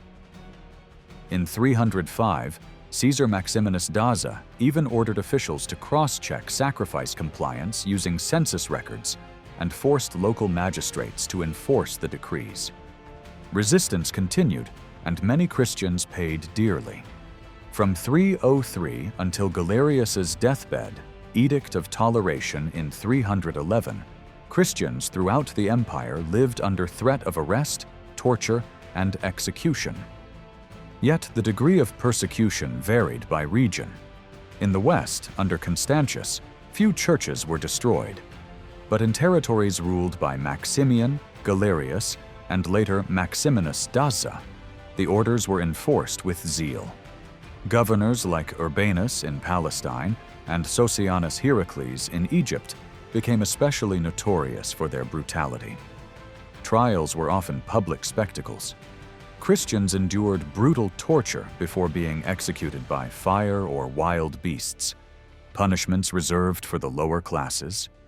Some cases didn't even reach trial. In Phrygia, for example, a Christian community was locked inside their church and burned alive by soldiers. In Africa, we find rare examples of martyr stories drawn directly from official court records, though they were later embellished by Christian authors. These accounts reveal that some Roman officials followed the law to the letter. Roman law didn't criminalize belief itself, but rather religious practices, especially collective worship and possession of sacred texts, which were central to Christian identity. In the town of Abitina, Christians were arrested for gathering in private homes to celebrate the Eucharist. They were brought before Proconsul Anulinus in Carthage. The trial records, likely authentic, focus not on the defendants' faith but on their disobedience to the law. When the accused declared, "I am a Christian," the judge interrupted, "I'm not asking if you're a Christian, but if you held meetings or possess sacred texts." This shows the legal tension. Christians believed they had a divine law that required worship, while the Roman state insisted on strict obedience to imperial orders. One dialogue captures the conflict clearly. Anulinus asked Emeritus, a Christian presbyter, why he allowed believers to gather in his home. Emeritus replied, "Because they are my brothers and sisters, I couldn't stop them." When pressed, he added, "We cannot go without the Lord's Supper." His refusal was not political rebellion, but religious conviction. Yet the result was the same. He and others were sent back to prison and eventually executed, not for being Christians, but for disobeying imperial law. These martyrs became heroes to the Donatist movement, which emerged in North Africa after the persecution. They were praised for refusing to hand over scriptures or betray their faith. And despite the emotional storytelling in later accounts, the original court records provided both sides with what they saw as proof of legitimacy in claiming to represent the true church. This chapter in history reveals more than just suffering. It exposes a regime desperate to enforce unity, facing a faith that would not yield. It also marks the moment when belief and law collided, and Christianity, through sacrifice and survival, carved a deeper place in the heart of Rome. The persecution of Christians during the early 4th century wasn't just about religion. It was also driven by financial motives. Christian buildings were destroyed and their valuables confiscated. In May 303, in the North African city of Cirta, a local Roman official named Felix eagerly enforced the first edict. His records, which were later read out during debates over the Donatist controversy, listed an inventory of seized church property: gold and silver chalices, lamps, candlesticks, clothing, and even shoes. Christian attempts to hide additional items failed as Felix and his team searched more homes, recording every item they uncovered. Homes of tailors, teachers, and clergy were targeted, and anyone uncooperative was arrested, even when clerics claimed not to know the names or whereabouts of their fellow believers. What we often imagine as dramatic scenes of heroic defiance in courtrooms or the blood-soaked sands of the arena were, for many, experiences of quiet but relentless oppression. The real force of persecution came from cold bureaucrats, clerks with their ledgers, and soldiers enforcing orders. This slow grind of official power was every bit as devastating as public executions. After the year 305, internal struggles among Rome's rulers shifted imperial focus. Maxentius, who had little loyalty to his co-rulers, lifted the persecution measures in regions under his control, Italy, Rome, and Africa, likely as a political move to win support. But the real turning point came in 311. As he lay dying, Emperor Galerius issued the Edict of Toleration, co-signed by Constantine and Licinius. It officially ended the legal penalties against Christians. They were once again allowed to gather and worship on one condition: they had to pray for the emperor and the empire's well-being. Though often interpreted as a heartfelt repentance, Galerius's edict was far from warm or apologetic. It opened with a firm reminder that the empire had only wanted to return society to its proper ancient foundations, what Romans called public discipline. Christians were still portrayed as people who had strayed from the traditions of their ancestors and invented their own laws. Galerius framed the change not as an admission of wrongdoing, but as a gesture of imperial mercy. In return for this indulgence, Christians were expected to pray for Rome's safety, uphold order, and live quietly. Yet the peace was short-lived. In 312, Maximinus Daza, ruling in the east, quietly reversed Galerius's policy. Instead of formally publishing the edict, he reportedly gave only verbal instructions to his chief administrator, the Praetorian prefect Sabinus.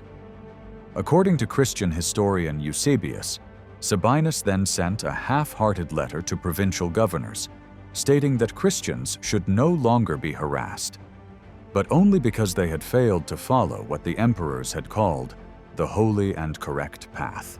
This letter made no mention of restored rights, such as freedom to assemble or build churches. By echoing Galerius's dismissive tone while avoiding any firm promises, Maximinus subtly reopened the door to renewed persecution. He presented these decisions as if they were in line with the wishes of his subjects, using the illusion of consensus to justify harsher policies. The threat of state violence, though momentarily paused, was never far from returning.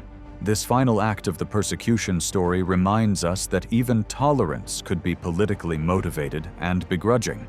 Behind every shift in policy lay power plays, personal rivalries, and the struggle to define what it meant to be Roman, and who had the right to belong in the empire's religious future. As Emperor Maximinus Daza's anti-Christian stance became more widely known, city leaders across the Eastern Roman Empire began submitting petitions, hoping to gain his favor by denouncing Christianity. These cities claimed they were requesting action, and Maximinus responded by reviving old laws that banned Christian gatherings, even in graveyards. Archaeological finds in Kolbassa and Arakanda, where inscriptions of his official response were discovered, confirm the spread of this campaign. A particularly detailed version, preserved in Greek by Eusebius from a bronze plaque in Tyre, outlined Maximinus's reasoning. Cities that honored the traditional gods, he claimed, enjoyed peace, good harvests, and calm weather, while Christians were blamed for past disasters like storms and earthquakes. Maximinus may have been making a public show of traditional religion, possibly even embarking on a grand tour of temples and cult centers. His crackdown focused on Christians in important urban centers.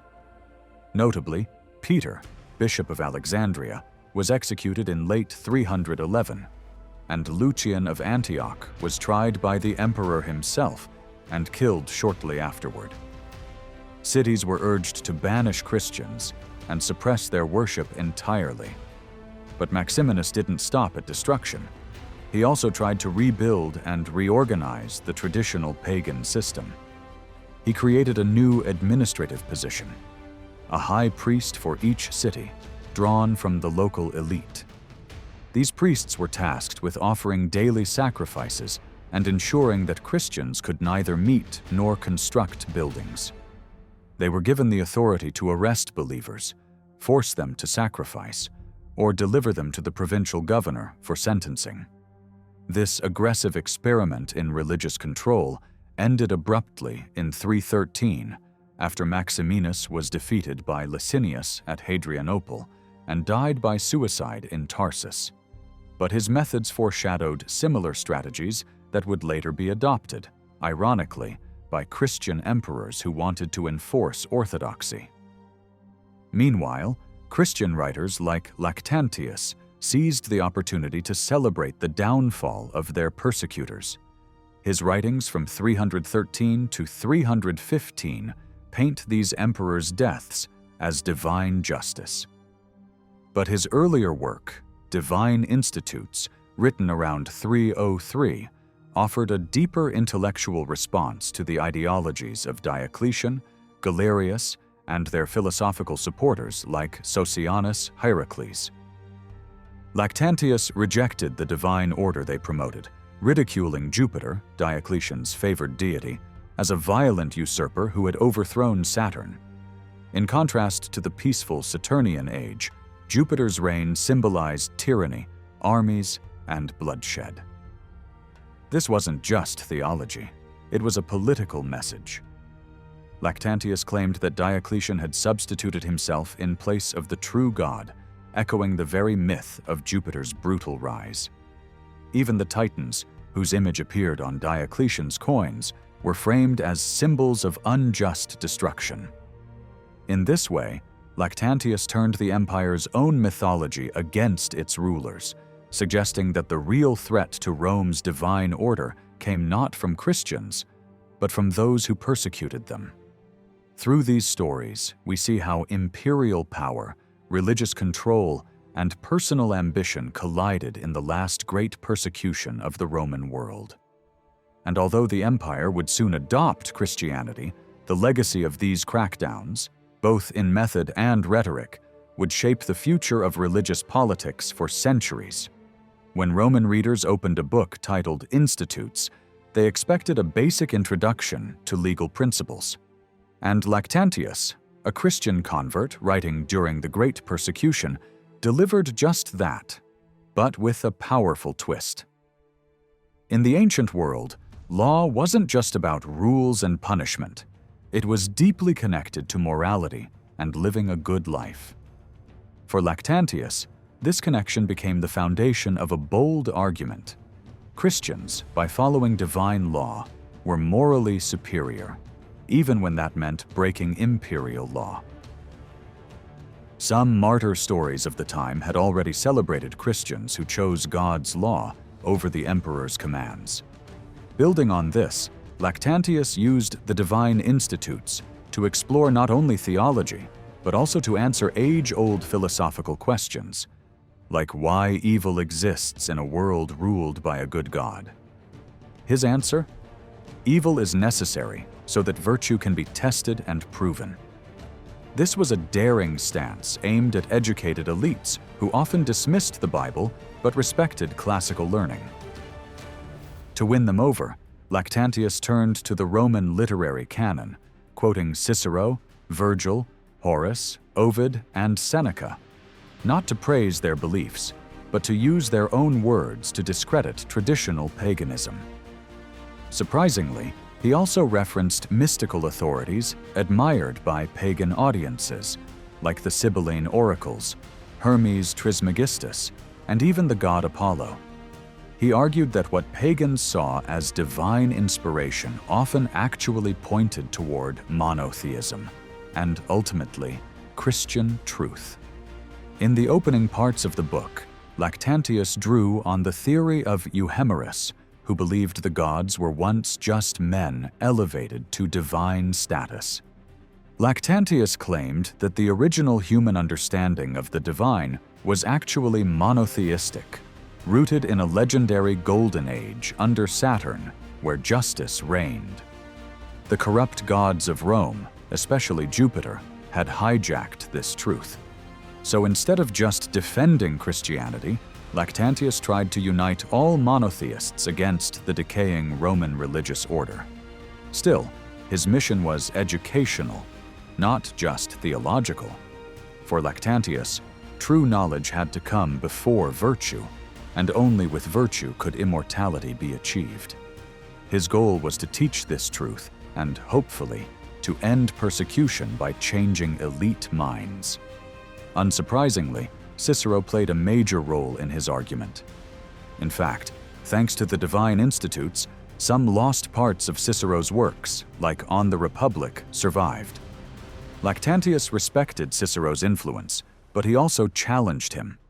For example, while Cicero emphasized public service as the highest virtue, Lactantius shifted the focus toward private duty, especially toward God and the poor.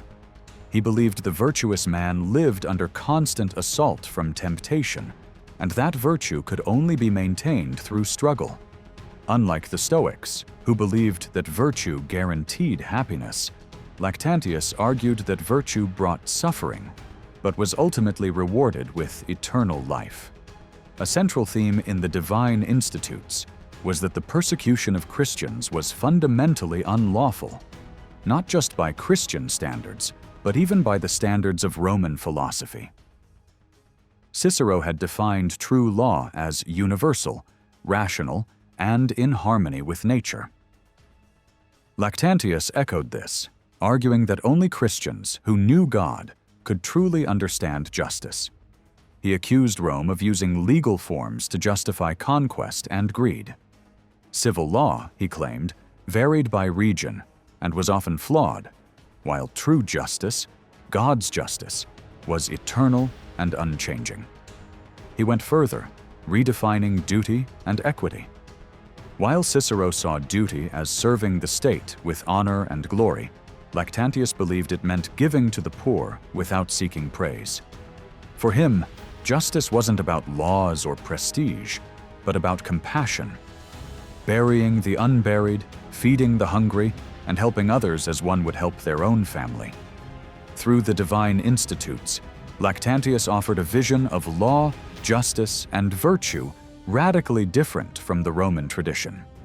He used the tools of classical rhetoric to build a Christian case against persecution, and in doing so, laid the groundwork for a new understanding of justice that would shape the Christian empire to come.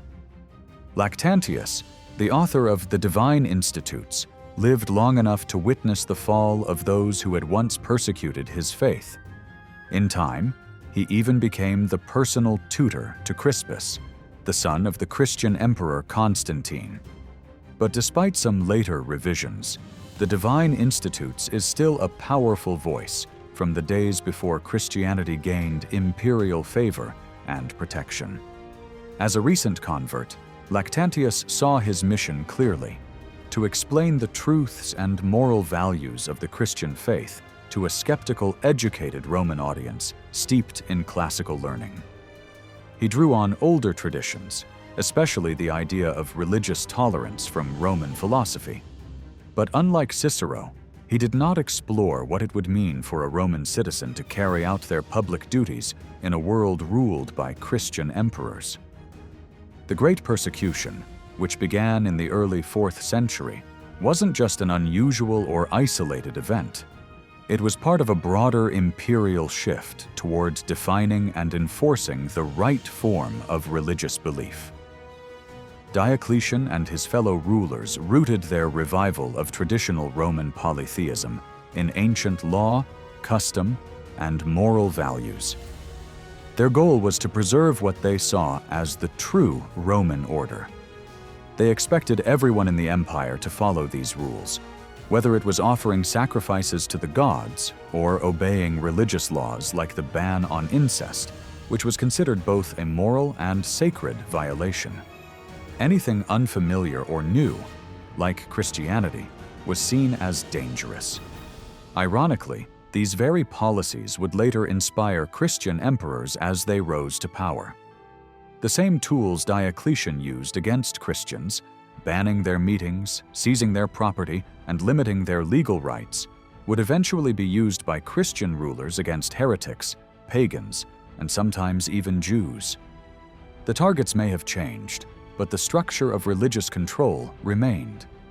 Though the actual number of Christians who died during the Great Persecution may have been fewer than later legends suggest, the emotional and symbolic impact of this period was enormous, especially after Constantine's rise to power in 312.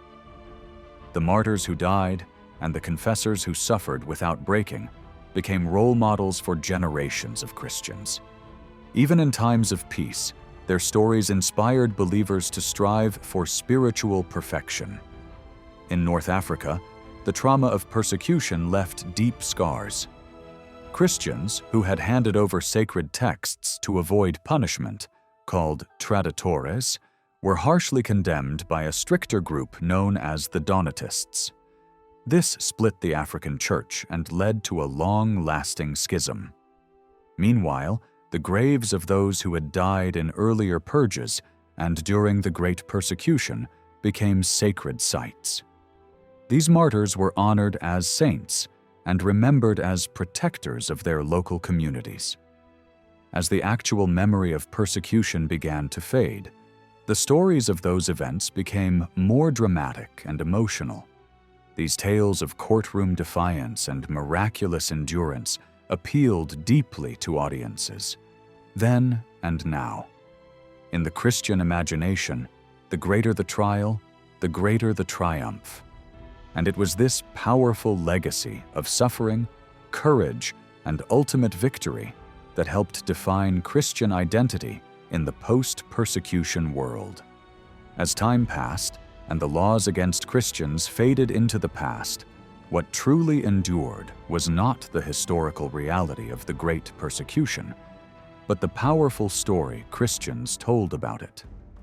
This was a tale of brave individuals standing firm in their faith, triumphing over cruelty and oppression. It became a legend of spiritual victory and divine justice. Yet, behind the inspiring narrative, the truth was far more complicated. In reality, the impact of the persecution was uneven. The legal punishments and restrictions were applied inconsistently across the empire. Many Christians who had compromised by renouncing their faith or surrendering sacred texts quietly rejoined the church once the danger had passed.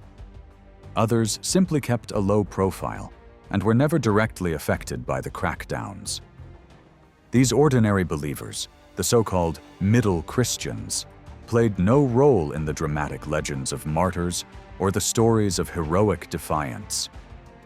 But ironically, it was these quiet, resilient believers, not the famous saints or their strict followers, who became the true foundation for Christianity's growth in the 4th century. While the martyrs became symbols, it was the middle Christians who kept the faith alive, carried it forward, and shaped its future. Their everyday choices and quiet endurance made possible the Christian empire that was soon to rise.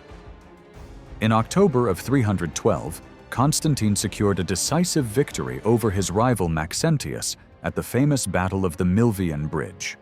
With that triumph, he claimed the title of Augustus of the Western Roman Empire. In the east, Licinius eliminated his challenger, Maximinus Daza, in 313, wiping out his entire family in the process. Although Licinius was married to Constantine's half-sister Constantia, that alliance did not guarantee peace. Tensions erupted in 316 and 317 with internal plots and open warfare, but the conflict ended without a clear winner. Then, in 324, Constantine accused Licinius of persecuting Christians and launched another campaign. This time, he was victorious. After Licinius's defeat and eventual death, Constantine emerged as the sole ruler of the Roman world and remained unchallenged until his death in 337, a remarkable feat in such turbulent times. Constantine's lasting success was not only due to military strength, but also to his mastery of public messaging. He carefully shaped how history remembered him, using the pens of loyal Christian authors like Lactantius and Eusebius of Caesarea. They portrayed Constantine as a divinely chosen leader, blessed by God and destined to rule. Their writings, particularly Eusebius's Life of Constantine, praised the emperor and cast his enemies in a negative light, often omitting inconvenient truths. In this way, Christians benefited from Constantine's support, while he used their writings to reinforce his image as the favored ruler of heaven. Meanwhile, Maximinus Daza, fearing that Licinius would seize control of the east after Galerius' death, rushed to secure the region for himself. He won quick popularity by canceling taxes and establishing control from the Bosphorus to the eastern provinces. A temporary peace was reached when Licinius agreed to marry Constantine's sister, effectively splitting the empire with Constantine. Maximinus, for his part, formed an alliance with Maxentius. Maxentius ruled from Rome and was deeply invested in connecting himself to the city's ancient legacy. He styled himself as a true Roman emperor and adopted imagery and titles associated with the empire's founders. His coins referenced Mars, the god of war, and Rome's legendary founders, Romulus and Remus. He also embraced the sacred title Pontifex Maximus, aligning himself with the religious traditions of the Republic. Though not a Christian, Maxentius did not actively persecute them.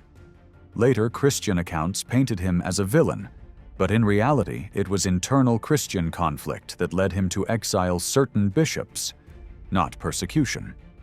Maxentius also left a permanent mark on Rome through an ambitious building program.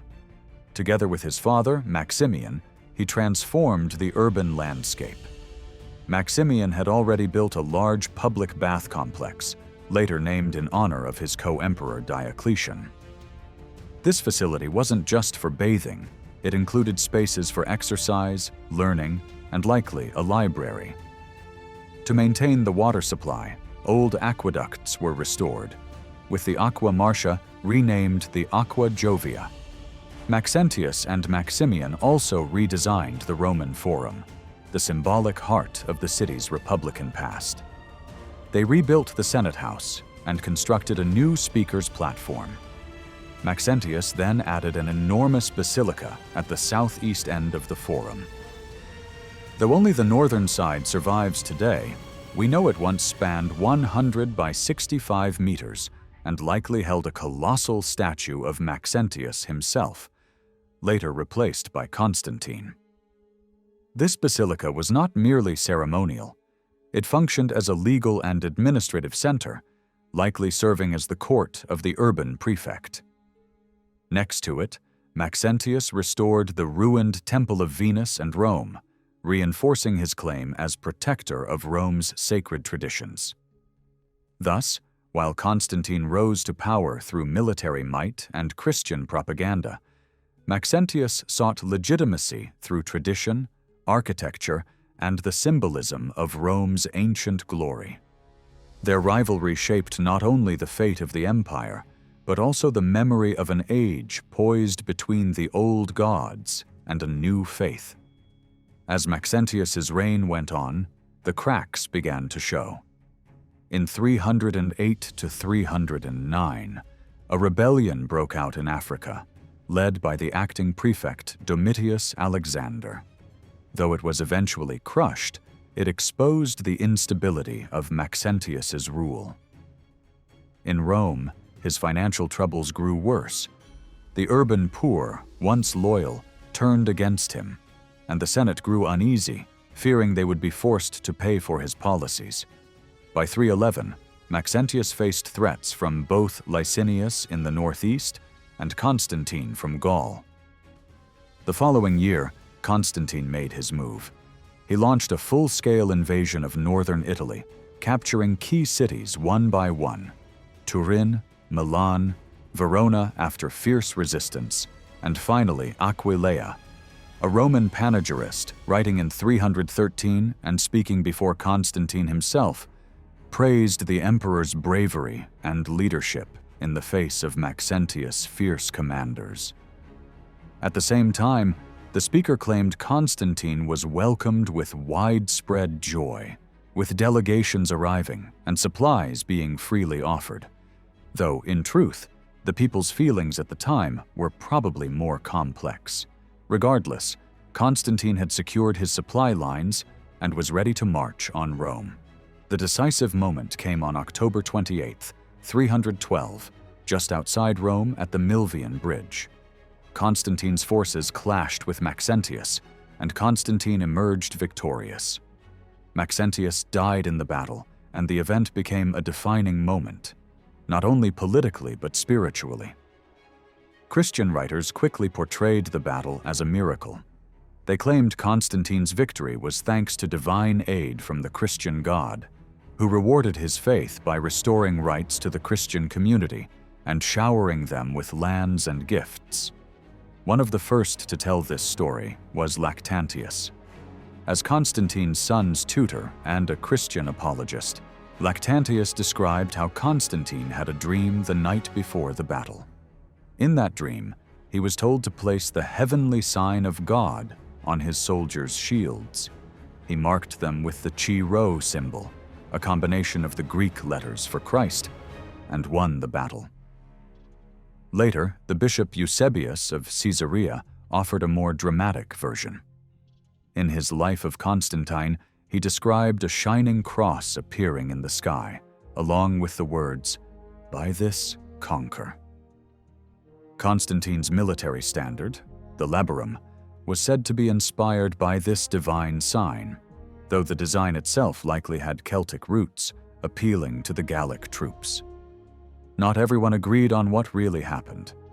A Roman orator in 321, who was not Christian, spoke of a mysterious army of spirits with gleaming shields aiding Constantine, but made no mention of Christian symbols. Still, all these accounts fit into the ancient belief that the gods revealed their will through dreams and visions. The Chi Rho wasn't clearly Christian to everyone, but the idea that Constantine was divinely chosen gained traction. This narrative served both Constantine and the Christians well. It framed the battle as a clash between a pious emperor favored by God and a corrupt pagan ruler, Maxentius, who allegedly relied on the Sibylline books and Jupiter's prophecies. But emperors had long used divine associations for political power. Aurelian had championed the sun god Sol Invictus, and both Diocletian and Maximian claimed patronage from Jupiter and Hercules. Even Constantine, just 2 years before the battle, had reportedly received a vision from Apollo himself, handing him a laurel of victory. In a public speech that followed, the speaker even hoped that Apollo's sacred springs at autumn would benefit from Constantine's future donations. So while the Christian version of Constantine's victory would dominate future history, the reality was shaped by multiple traditions, political strategies, and religious symbols, all woven into a powerful story of conquest, divine favor, and imperial transformation. After Constantine's famous victory at the Milvian Bridge, another crucial event took place in the east. On April 30th, 313, Licinius defeated Maximinus Daza near Hadrianople.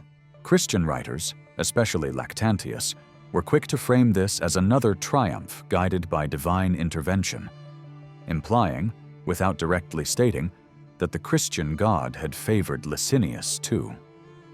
Just a few months earlier, Constantine and Licinius had met in Milan. There, Licinius married Constantine's half-sister, Constantia, and together the two emperors issued a decree, commonly, though inaccurately, known as the Edict of Milan. This law reaffirmed religious freedom across the empire and restored confiscated property and civil rights to Christians. Before his battle with Maximinus, the story goes that Licinius was visited in a dream by an angel who taught him a prayer. He ordered the prayer to be copied and distributed across his army. Soldiers recited it 3 times before advancing. Licinius won, while Maximinus fled in disgrace, shedding his imperial robes and dying not long after. Lactantius's account never directly calls Licinius a Christian, nor does he name the god of the prayer, but the implication is clear. Victory came from the same divine power who had aided Constantine. When Licinius reached Nicomedia, he prominently posted the new law from Milan, sealing his image as a protector of Christians. Lactantius celebrated the deaths of past persecutors as signs that divine justice had prevailed. He portrayed Constantine and Licinius as co-restorers of the Christian Church, bringing an end to over 10 years of hardship. But that unity didn't last. By 316, tensions rose between the two rulers. The issue was succession. Both now had sons. Constantia gave birth to Licinius's son, Licinianus, while Constantine already had a teenage son, Crispus, from his first marriage, and would soon have another, Constantine II. Negotiations over new appointments failed, and war broke out. Constantine struck first, defeating Licinius at Cybele and again near Hadrianople. Licinius retreated, and the two sides eventually reached a fragile peace in 317 at Sardica. 3 young Caesars were appointed: Crispus, Constantine II, and Licinianus. The agreement also extended Constantine's control eastward to Thrace and Maesia. This marked a major shift in imperial politics. Diocletian's model of flexible, rotating rule had given way to a more dynastic system. Power was now inherited through family, not earned through military service. Young boys were made Caesars not because they could lead armies, but because of their bloodline. The image of a united imperial college faded. Propaganda no longer emphasized harmony, and by 321, Constantine's court didn't even recognize Licinius's consuls. Roman orators like Nazarius praised Constantine alone, ignoring Licinius entirely. The stage was set for another war. Constantine built up his strength in Central Europe, and by 323, he allegedly violated Licinius's borders during a campaign against the Sarmatians. A key accusation was that Licinius had resumed persecution of Christians. Whether true or not, it fueled Constantine's propaganda and justified war. In reality, Licinius may have feared that Christians in the East would support Constantine, acting as a political fifth column. When the final conflict came, Constantine was ready. He launched a massive campaign with 2 fleets and a large army. He defeated Licinius both on land near Hadrianople and at sea. Licinius fled to Byzantium, then to Chalcedon. But after losing control of the sea to Crispus, he was forced to retreat again. On September 18, 324, Constantine won a decisive battle at Chrysopolis, outside Chalcedon. Licinius fled to Nicomedia, where Constantia and Bishop Eusebius helped negotiate a surrender. Licinius was exiled to Thessalonica under a promise of safety. But within a year, both he and his young son were dead, executed, it was widely believed, on Constantine's orders, despite his oath of protection. With that, Constantine became the undisputed ruler of the Roman world. But the road to that power had been marked by shifting alliances, political propaganda, and betrayals, all wrapped in divine narratives that served both the emperor's image and the growing power of Christianity. After Constantine's final victory in 324, the Roman Empire was ruled by members of his family until the death of Emperor Julian in 363. For nearly 4 decades, there appeared to be a sense of unity and dynastic strength. But this was more illusion than truth. Beneath the surface, mistrust and rivalry corroded relationships, especially between Constantius II and his 2 appointed Caesars, Gallus, who was executed in 354, and Julian, who died in a Persian campaign. Of the 4 emperors who succeeded Constantine as full Augusti, only Constantius II died of natural causes. His brothers Constantine II and Constans were killed, one in battle, the other murdered. And Julian perished far from home. Clearly, being part of an imperial bloodline was no guarantee of survival. Still, none of Constantine's heirs were ever accused of being usurpers. Even Julian, who rose in rebellion against Constantius II, was believed to have been formally recognized by his cousin on his deathbed before a civil war could erupt. This stood in stark contrast to the experiences of emperors like Diocletian and Constantine himself, who had fought and argued their way to the top through civil wars and political struggle, having to prove their legitimacy from the start. In ancient Rome, the label usurper was not a legal definition, but a political weapon. The Latin word tyrannus was often used to brand someone who had lost in a power struggle. In modern terms, We might use usurper to describe someone who seized power illegally. But even that reflects the biases of ancient propaganda. Victory in battle often rewrote the rules. For example, Licinius had once been a legitimate emperor, appointed by Galerius and recognized by Constantine. He was even praised by Christian authors like Lactantius.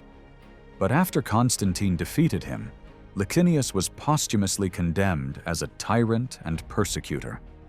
Eusebius, writing after 325, vilified him to justify the new order.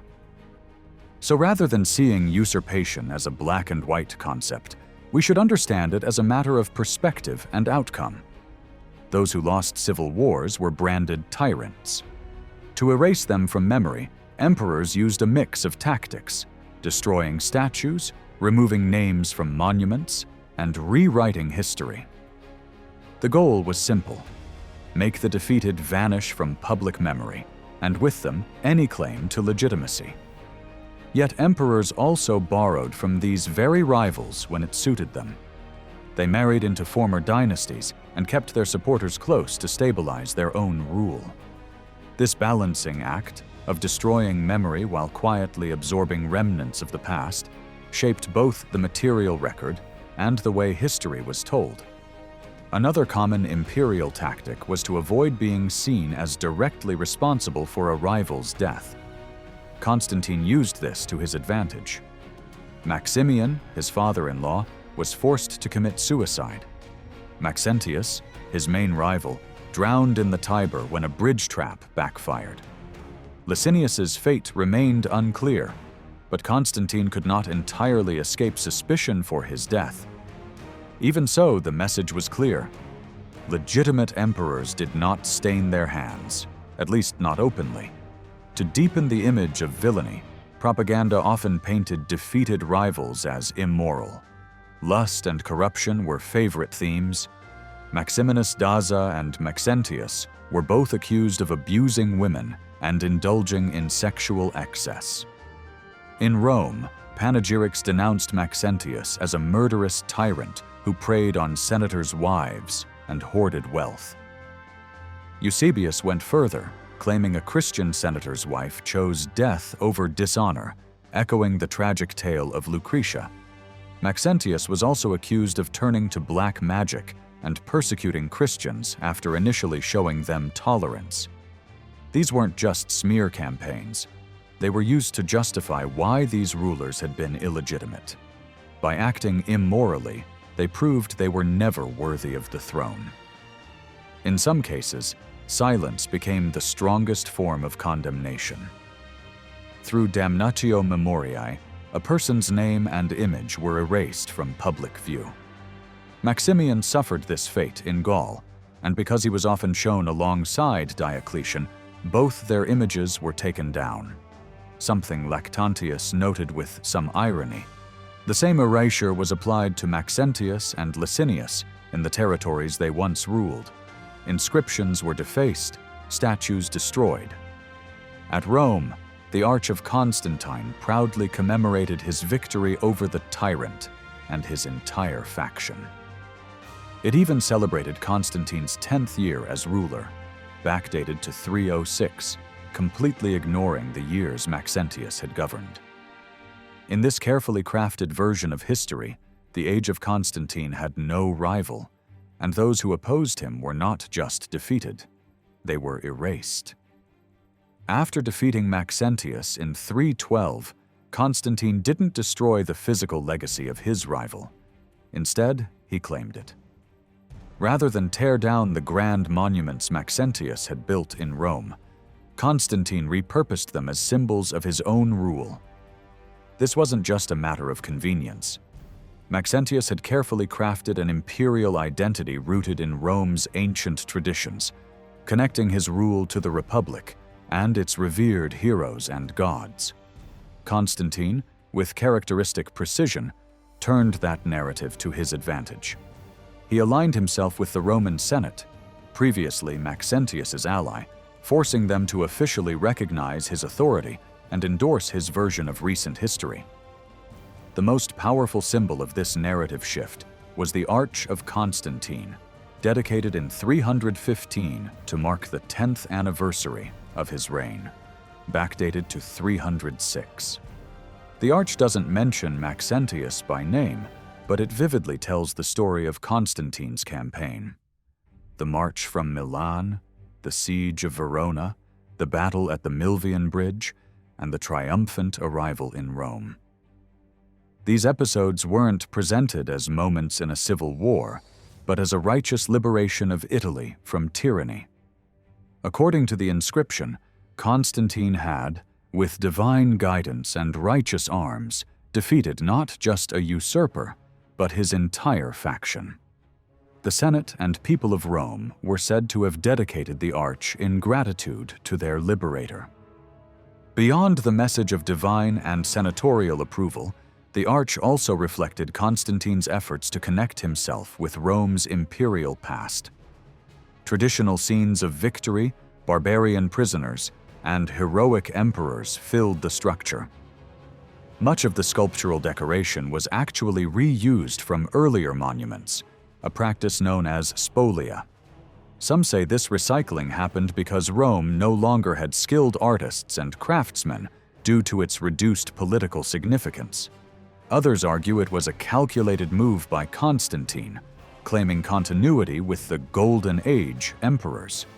Scenes originally showing Hadrian, Marcus Aurelius, and others were repurposed with Constantine's image replacing theirs, blending past glory with present power.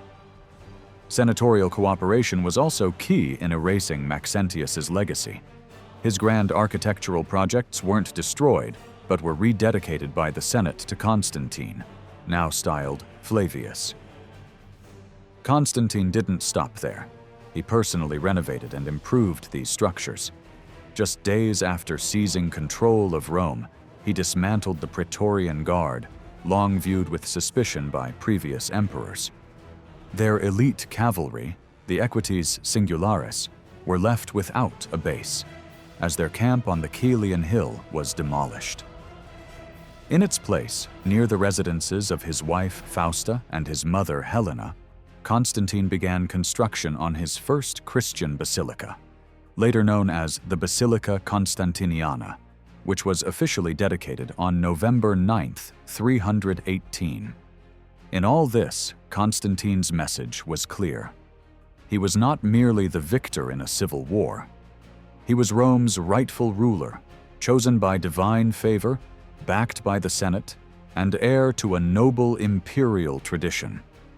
His triumph was not just military, it was symbolic, architectural, and deeply political. One of Constantine's most powerful legacies was the transformation of Rome's religious landscape, not by destruction, but through redirection.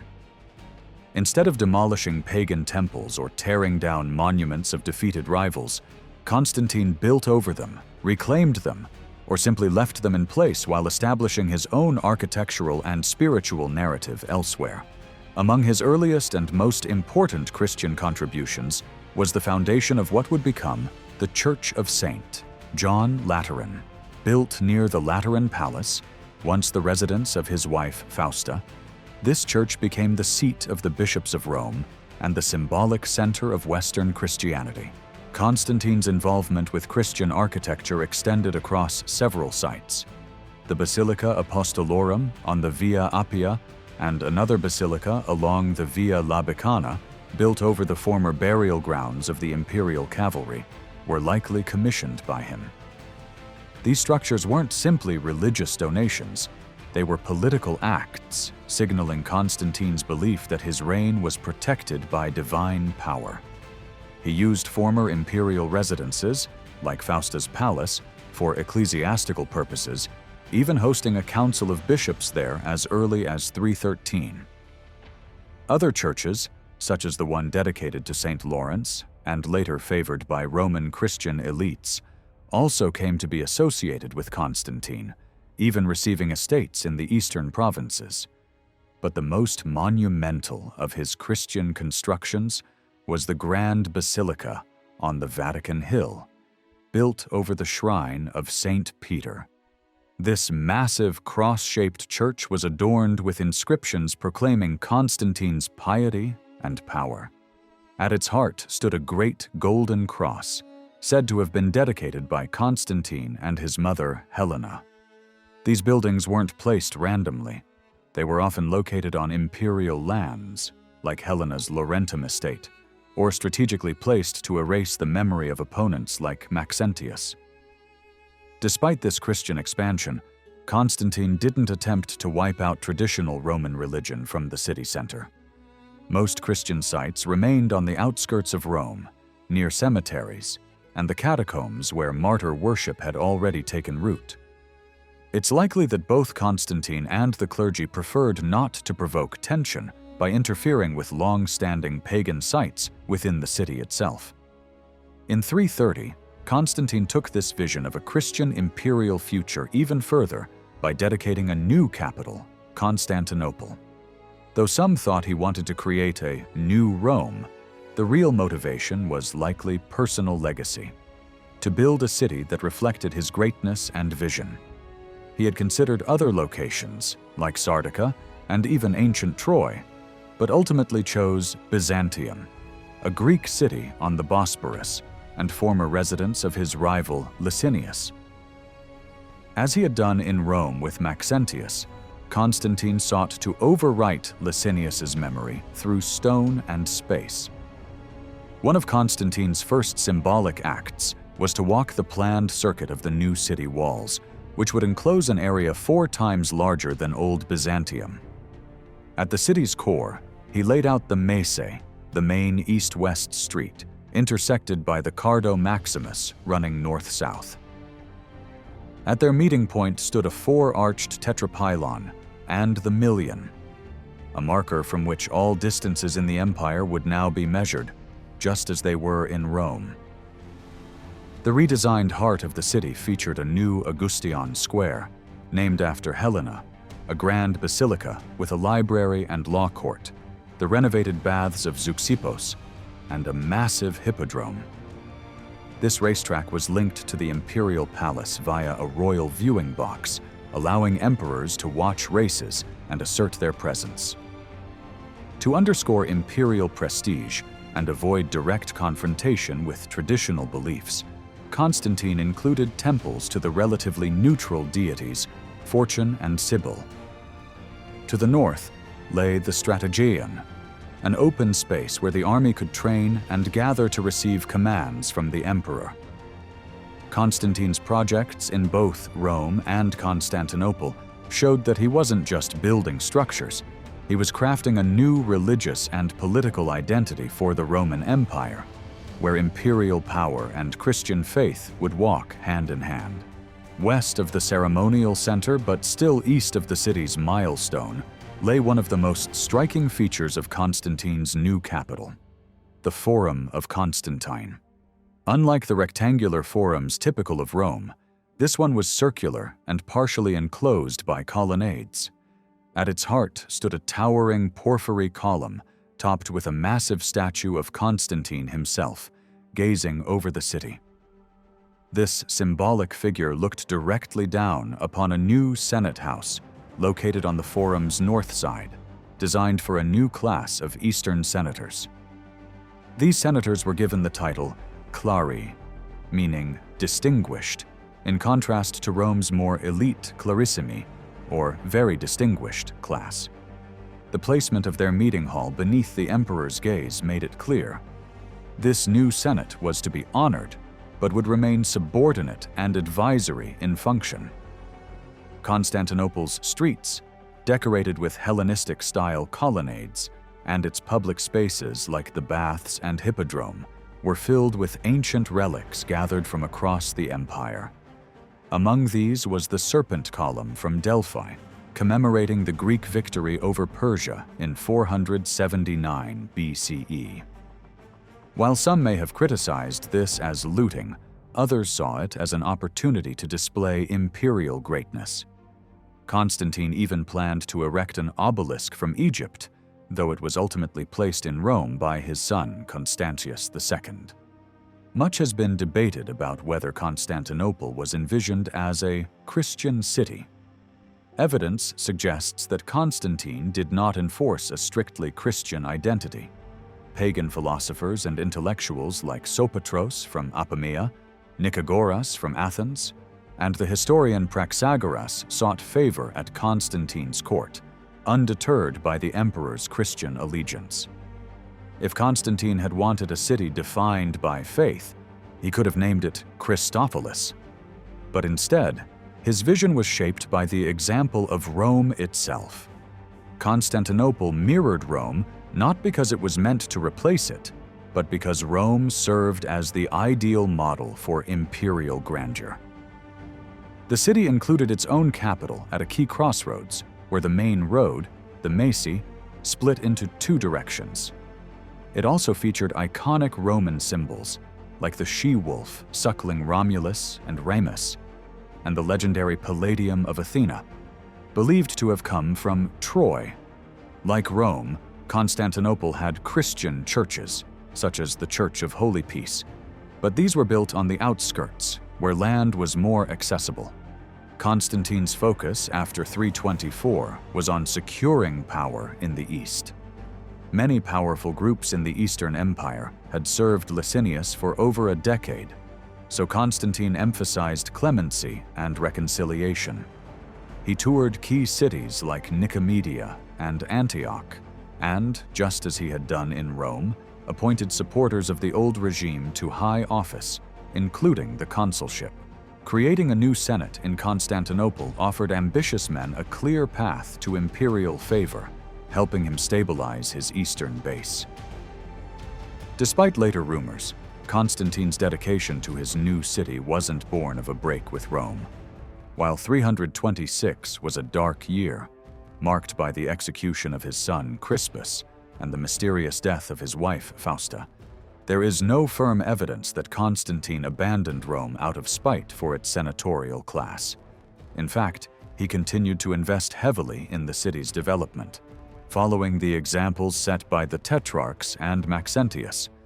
He also passed laws that responded to Roman senatorial concerns, especially in the early years of his reign.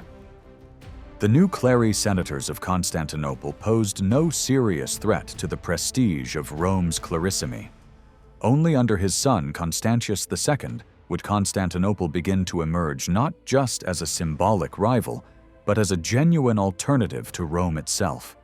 Politically, culturally, and imperially, Constantine's new city was a calculated masterpiece, designed to reflect both tradition and transformation, setting the stage for the future of the Christian Roman Empire. Despite Constantine's efforts to show respect toward the Roman Senate, many of its members likely felt uneasy about the shifting political landscape. Their long-standing exclusivity was being challenged on multiple fronts. First, the new senators in the east, those based in Constantinople, enjoyed direct access to the emperor, a privilege the Roman senators no longer had. Second, the number of senators could grow through appointments to the Eastern praetorship, which had become a new pathway into the senatorial class. Adding to their concerns, Constantine granted the prestigious senatorial title, the clarissimate, to high-ranking officials within his imperial administration, even if they had no connection whatsoever to the city of Rome.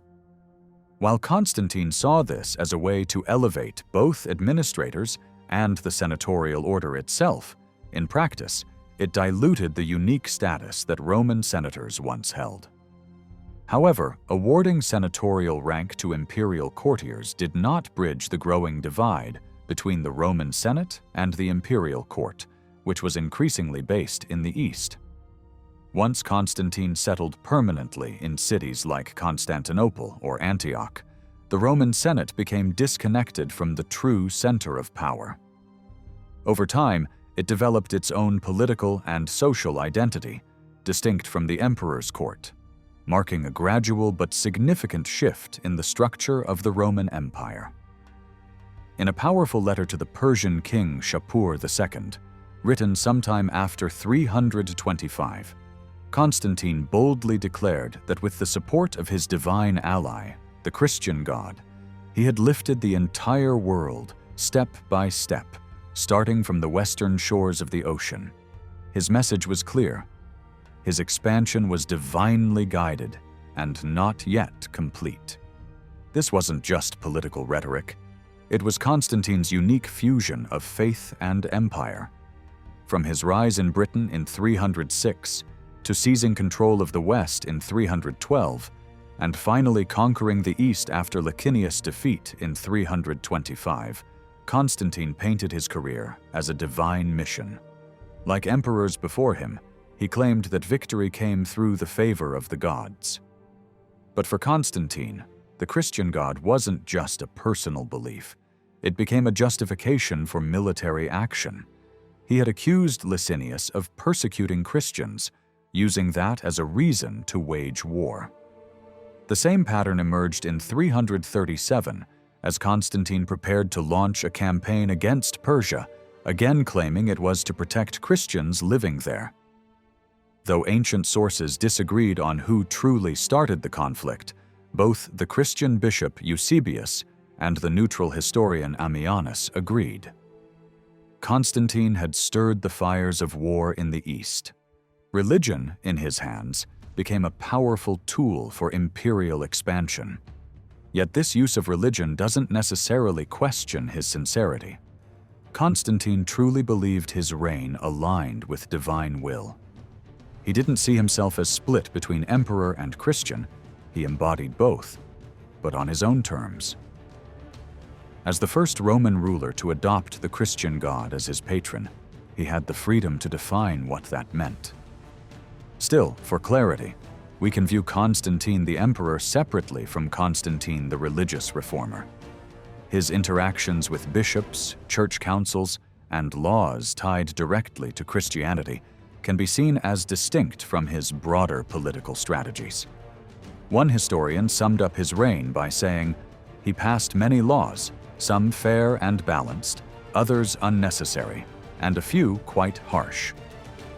While modern views often portray Constantine as a visionary architect of a centralized Roman state, at the time, his reforms didn't seem like a grand master plan. The legal records preserved in the Theodosian Code show that Constantine's administration responded to problems as they emerged, rather than pursuing sweeping reform. This reactive style didn't mean he lacked direction. It reflected the way Roman government had always worked. Local reports and issues rose to the top, and the emperor responded based on his personal views and evolving challenges. Over time, Constantine's decisions created profound changes. He began with Diocletian's legacy, but forged his own path. In 309, while still ruling from Gaul, Constantine reduced the weight of the gold coin aureus, creating a new standard. Unlike Diocletian's failed revaluation attempt, Constantine didn't debase the gold content. By maintaining its purity and controlling Europe's gold supply after 324, he massively increased production of this coin, which soldiers nicknamed the solidus. This new gold coin helped shift the economy toward a gold standard, sidelining silver and bronze. Decades later, around 369, a Roman citizen complained in a petition to the emperors Valentinian Fues and Valens. He blamed Constantine's lavish spending and the release of temple treasures into the market for making gold too dominant in everyday trade. He claimed this hunger for wealth widened the gap between rich and poor, fueling corruption, rebellion, and crime. His solution? Tame greedy governors, cut army expenses, and confine mint workers to an island to limit output. While extreme, this complaint showed how deeply Constantine's economic legacy was felt. He became known not just as a Christian emperor, but as a ruler obsessed with controlling and circulating precious metals. In short, Constantine's reign blended personal belief, military ambition, and economic reform into a transformative chapter of Roman history. His Christian faith justified wars, his legal decisions responded to real-time pressures, and his financial policies laid the foundation for a gold-based imperial economy that would shape the empire for centuries. In the early years of his reign, Constantine needed a steady supply of gold.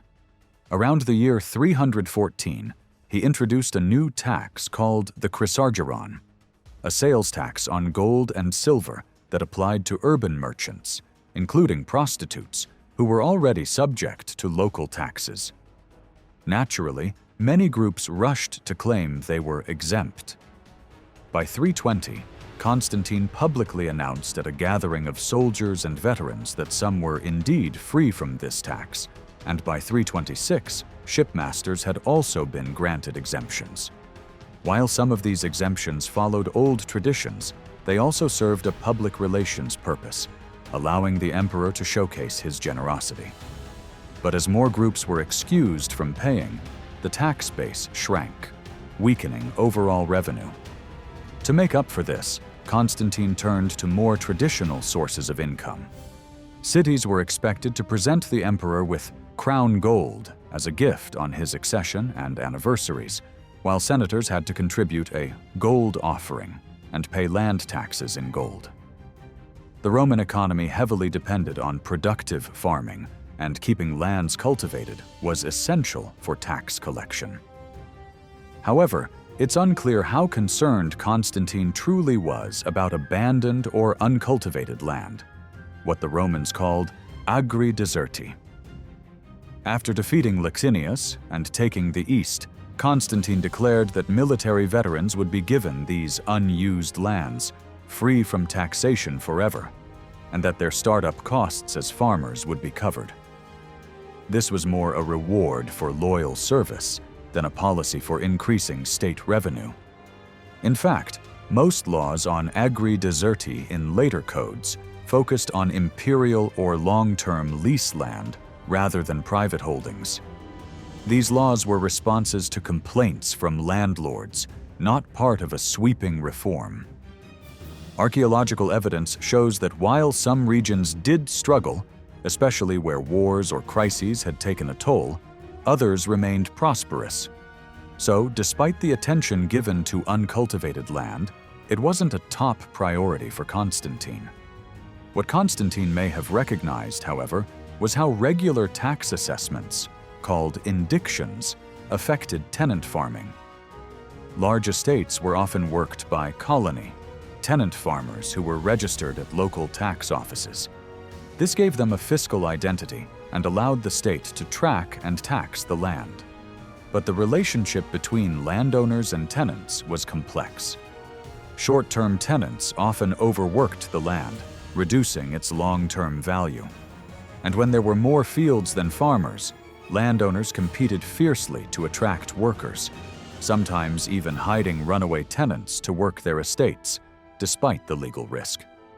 To protect tax stability, emperors passed laws that tied some colony to the land they worked. They were no longer allowed to change jobs, move away, or take on new duties. Though still technically free, their mobility and their freedom was severely limited. In 332, Constantine issued a harsh edict.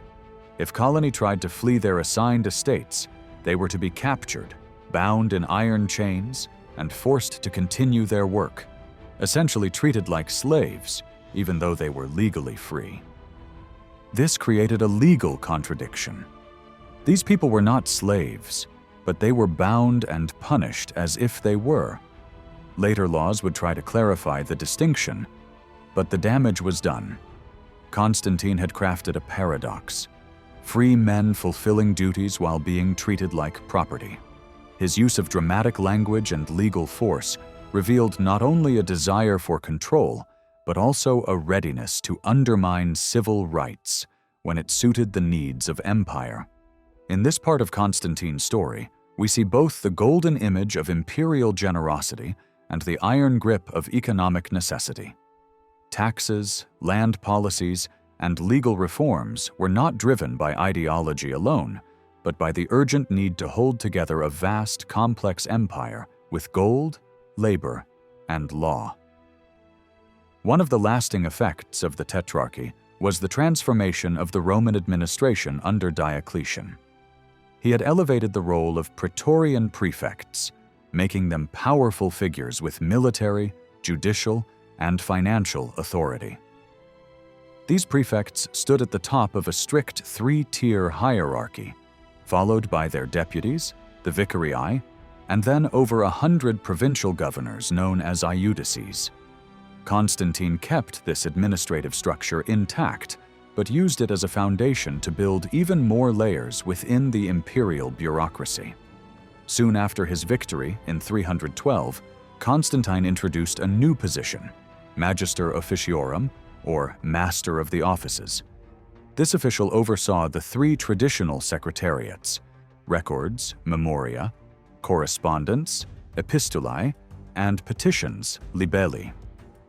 Initially, the role held a modest title of tribunus, but by 346, it had risen in status to that of comes, meaning companion or count.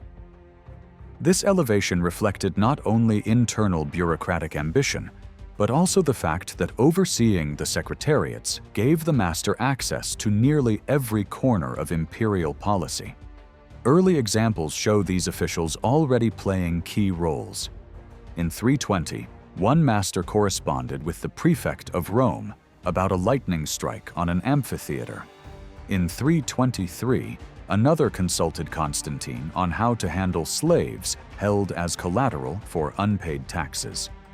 Naturally, this growing influence led to conflict with the praetorian prefects. Certain functions, like managing the imperial courier system and weapons factories, were shared between both offices. But more controversially, Constantine revived the imperial intelligence network. Formerly known as the Frumentari, these agents were now rebranded as agentes in rebus. They still delivered messages across the empire, but by the 350s, they had also taken on the task of checking travel authorizations and, more importantly, spying on provincial governors. These agents, reporting directly to the Magister Officiorum, were known as curiosi, or snoopers, and posed a direct challenge to the prefect's authority. Complaints soon emerged about agents overstepping their bounds and unlawfully detaining individuals, forcing the emperor to step in and remind them of their legal limits. Meanwhile, other branches of government were also evolving. Toward the end of Constantine's reign, military command was restructured. Field armies were now placed under two high-ranking generals, the Magister Equitum, Master of Cavalry, and Magister Peditum, Master of Infantry.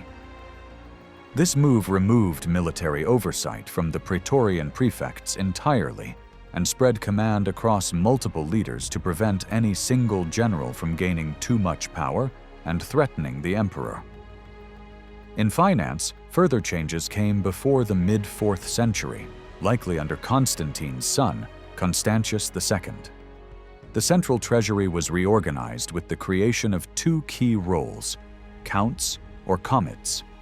One was the comes largitionum, the count of largesses or distributions.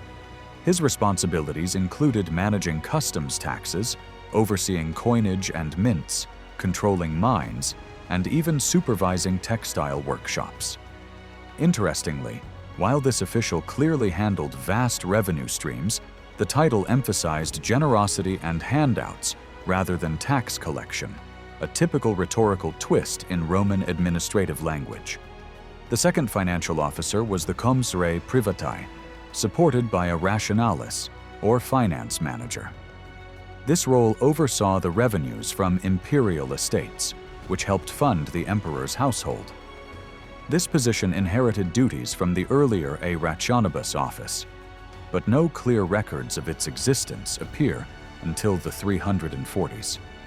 Despite all these new offices, praetorian prefects still controlled the core tax system, direct taxation, both in money and goods, collected through governors and local officials. Just as in earlier times, tensions flared between different branches of government. Under the early empire, imperial agents often clashed with governors.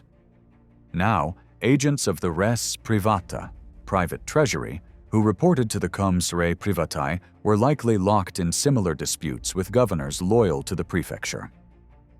Through all these overlapping reforms, Constantine laid the groundwork for a sprawling and complex imperial bureaucracy. His changes were both practical and political, ensuring no single office held unchecked power, while also carving out new paths for influence and control within the empire. This administrative web would continue to grow and evolve long after his reign, shaping the machinery of imperial rule for centuries to come.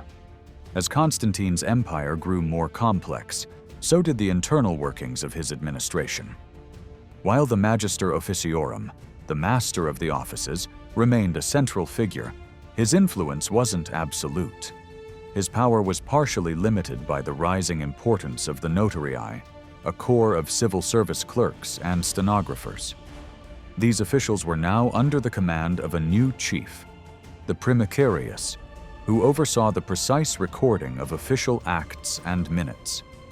Though this task might seem routine, it was essential for the smooth functioning of government.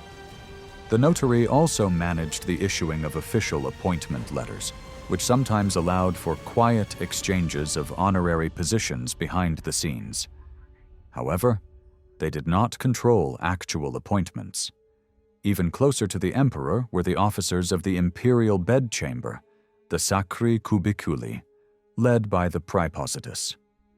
These chamberlains had intimate access to the emperor, granting them a degree of informal power that outsiders couldn't easily detect or challenge.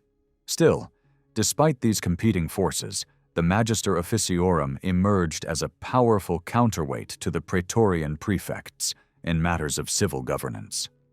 Under Constantine, the praetorian prefects became the top judicial authorities beneath the emperor himself. They shared their official seat in the consistorium, the imperial council, with other top-ranking officials, including the Magister Officiorum, the two main financial counts, and the chief generals. This helped formalize the composition of the emperor's inner circle while maintaining some flexibility. The origin of imperial legislation during Constantine's time remains somewhat unclear. Officially, emperors were credited as the authors of their own laws. Earlier emperors had taken pride in their oratory and writing skills. In earlier times, imperial speeches were delivered by spokespersons called quaestores candidati. By the 4th century, these evolved into quaestores sacri pallati, quaestors of the sacred palace, who acted as both legal advisors and the emperor's voice. Later, historians like Zosimus claimed that Constantine had revived this position to communicate imperial decisions, but there's no direct contemporary evidence supporting this. The first person officially known as a quaestor sacri pallatii was Flavius Taurus, who represented the emperor in Armenia in 354. Another, Eupraxius, served under Emperor Valentinian I and was bold enough in 370 to correct the emperor on legal grounds during a council meeting. Since there are no known quaestors from Constantine's time, it's likely that his legislation was actually prepared by senior secretaries like the Magister Memoriae and Magister Epistularum. These officials managed state records and correspondence, and probably drafted and distributed laws to governors and administrators. However, Constantine had literary ambitions of his own, so it's possible he wrote some of the laws personally. To secure loyalty, Constantine reimagined the system of imperial rewards and honors. Multiple sources agree on his reputation for generosity, though critics like Zosimus dismissed it as mere extravagance. But these gifts were more than just displays of wealth. They created bonds of patronage and personal allegiance. Constantine framed his favors as acts of friendship, reviving the early imperial tradition of calling key officials amici, friends of the emperor. Eusebius, a keen observer of imperial symbolism, noted that Constantine introduced a new ranking system. Some were named comites, companions of the first, second, or third rank. Others received titles like clarissimi, and many more designations to honor and promote those loyal to him. The term comitatus, originally used for the emperor's elite military guard, inspired this new structure. Constantine, in his typical style, extended military terminology into civilian life. Even serving in the civil administration was now described as militia, derived from the Latin word for soldier. Through this blend of ceremonial intimacy, bureaucratic innovation, and symbolic patronage, Constantine created an imperial network where loyalty was not just expected. It was rewarded and institutionalized. His reforms laid the foundations for the complex and hierarchical imperial court that would shape the late Roman Empire for generations. After securing victory over his rivals, Constantine took a surprisingly conciliatory approach toward many of their former supporters. Rather than purging the ranks of the defeated, he often rewarded and promoted them, turning potential enemies into allies while preserving the machinery of government. This wasn't just an act of generosity, it was a political strategy that projected clemency and ensured administrative continuity. A good example of this is Vettius Cassinius Rufinus. He had served Maxentius as governor of Campania, but was later appointed by Constantine as the prefect of Rome between 315 and 316, holding the prestigious title of companion to both Augusti. Another case is Scionius Rufius Volusianus, a veteran politician already in his 60s by 312. He had held high-ranking posts under Maxentius, including the Praetorian prefecture in Africa and a consulship. Under Constantine, he was honored with a second term as Rome's prefect and another consulship. His official inscription omits any mention of his prior service under Maxentius, reflecting a clear pattern. To be promoted under the new regime, one had to publicly deny the past, even though, behind the scenes, it was still shaping decisions. Constantine even reinstated Arradius Rufinus, who had briefly lost favor under Maxentius, further reinforcing the message of stability and inclusion. But Constantine's mercy came hand in hand with a very public display of moral authority. Like the emperors before him, he claimed that all his laws served the common good and pleased the divine. After defeating Licinius and asserting control over the eastern provinces, he launched a propaganda campaign from Nicomedia. He called on citizens of all ranks to report abuses by officials directly to him, promising harsh justice for the guilty and rewards for the whistleblowers. He declared that if he upheld justice, the highest divine power would bless him and ensure a prosperous empire. This concern for official accountability wasn't new.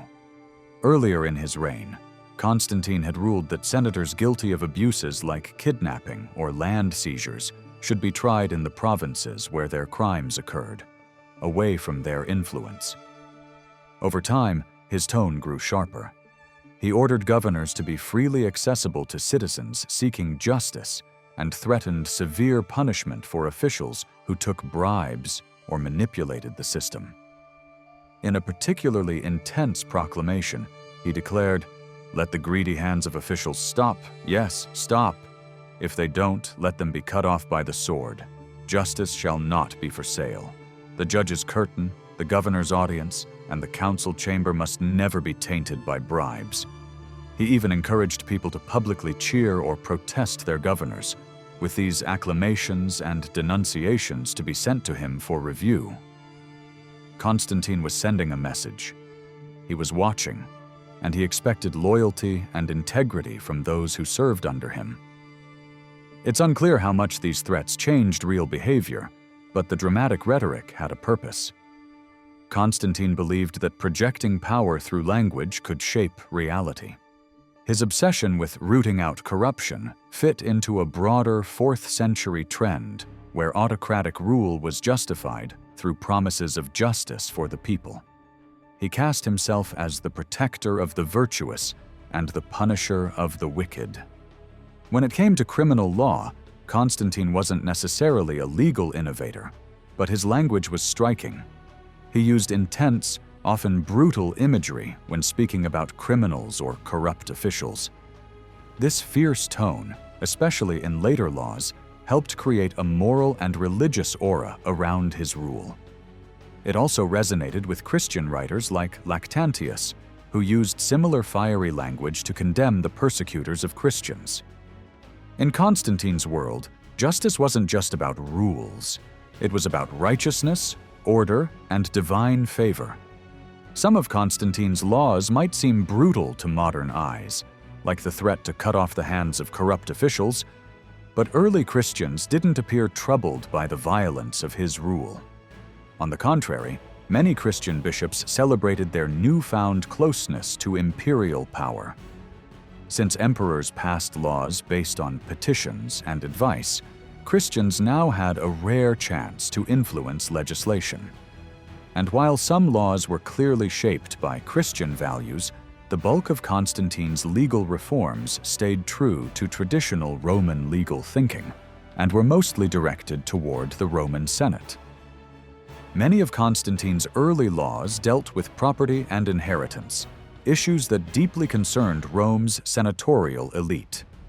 His style of legislation emphasized clarity and order. For example, in cases where a widower father held authority over his children, a status called patria potestas, Constantine ruled that he could benefit from his late wife's property, but could not sell or give it away. If one of the children had been legally emancipated, that child could claim their share of the inheritance, minus 1/3. In another ruling, he supported a mother's right to inherit from her deceased children and even sue if she was unfairly left out of the will. These rulings weren't dramatic departures from earlier law, but rather formal confirmations of what was already accepted in elite Roman families. Constantine aimed to protect tradition while providing legal clarity. In one nearly complete law preserved in the Fragmenta Vaticana, he responded to ongoing legal disputes about gifts by requiring that all donations be made publicly in front of multiple witnesses and a judge. The agreement had to be written down and entered into official records to prevent future disputes. This reflected the growing professionalism of Roman bureaucracy, which valued written proof and public validation. So, were any of these legal reforms truly inspired by Christian teachings? One case often mentioned is Constantine's 320 repeal of a law from Augustus's time that penalized celibacy. The Lex Papia Poppaea had limited the inheritance rights of unmarried and childless adults. Eusebius, the Christian historian, later praised Constantine for removing this law, framing it as a Christian act of mercy toward celibates and philosophers. But while this reform did align with Christian ideals of asceticism and virginity, it's more likely that it was the Senate, concerned with inheritance laws, who pushed for the change, not the Church. In fact, the law's language was deeply conservative. While it removed the penalties for being unmarried and childless, it did so using legal fiction, a typical Roman legal strategy. The law said that celibates should live as if they were married with children, and that no one should be legally considered childless anymore. So technically, the punishment was not abolished. Rather, the categories of people who fell under that punishment were redefined out of existence. The law even reminded readers that husbands and wives still could not legally inherit from one another, a restriction that would remain in place for another 90 years. Ultimately, Constantine's laws show a ruler who embraced Christian values where convenient but remained loyal to Rome's long-standing legal traditions. He balanced moral ideals with political realities, and while his reign marked the beginning of Christian influence on imperial law, it was far from a clean break with the past. Constantine was a reformer in image. but a traditionalist at heart. As historian Judy Evans Grubbs has shown, Constantine's laws on marriage weren't really shaped by Christian doctrine. Instead, they reflected the same cultural values that Christianity itself was evolving within. Constantine's main goal was to protect the promises made during marriage arrangements while making it much harder to get a unilateral divorce. In 319, for example, he ruled that if a couple broke off an engagement, the person responsible, no matter the reason, would lose any gifts they gave and would have to return those they received. The courts were not to investigate who was at fault. Although Roman law hadn't traditionally treated betrothal as a formal contract, this change hinted at new attitudes about the seriousness of such agreements. When it came to divorce, Constantine took a major step away from earlier Roman practices. In the classical system, either spouse could end a marriage simply by issuing a notice of divorce, known as repudium, and no blame was officially assigned. However, financial consequences did depend on who was responsible, especially regarding the dowry and the support of children. In 331, Constantine made it much tougher to divorce. A unilateral divorce would only be valid if the accused partner had committed serious crimes. A wife had to prove her husband was a murderer, poisoner, or grave robber, while a husband had to show that his wife was an adulteress, poisoner, or procuress. The language of the law was plain and direct, even using terms like mocha, borrowed from Greek, for adulteress. The law required actual legal proof of wrongdoing before the divorce could be finalized, which placed a heavy burden on the accuser. If a wife divorced without proper cause, she lost her entire dowry and was banished to an island. A husband who divorced unjustly couldn't remarry, and if he did, his first wife was bizarrely allowed to raid his house and take the second wife's dowry. While some men probably welcomed this stricter law, especially those critical of women seeking multiple divorces, many saw it as unrealistic or even absurd.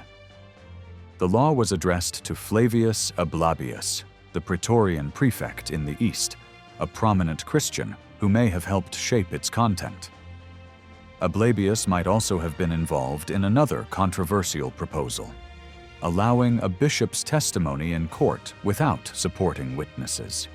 This idea was quickly reversed, and Constantine's divorce law itself was repealed by Emperor Julian.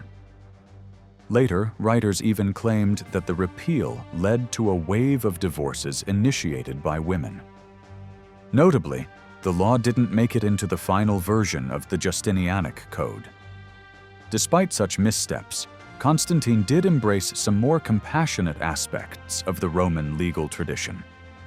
Prisoners awaiting trial were no longer to be kept in dark, filthy dungeons or heavy chains. They were supposed to have access to daylight, speedy trials, and basic care from their guards. In one reform, though symbolic more than practical, he ruled that criminals sentenced to hard labor should be branded on the limbs, not the face, which was described as bearing heavenly beauty. In 326, he also banned third-party accusations in adultery cases, arguing that such claims often ruined stable marriages. He upheld the traditional rule that people who falsely accused others of treason could themselves be tortured if they couldn't provide solid evidence.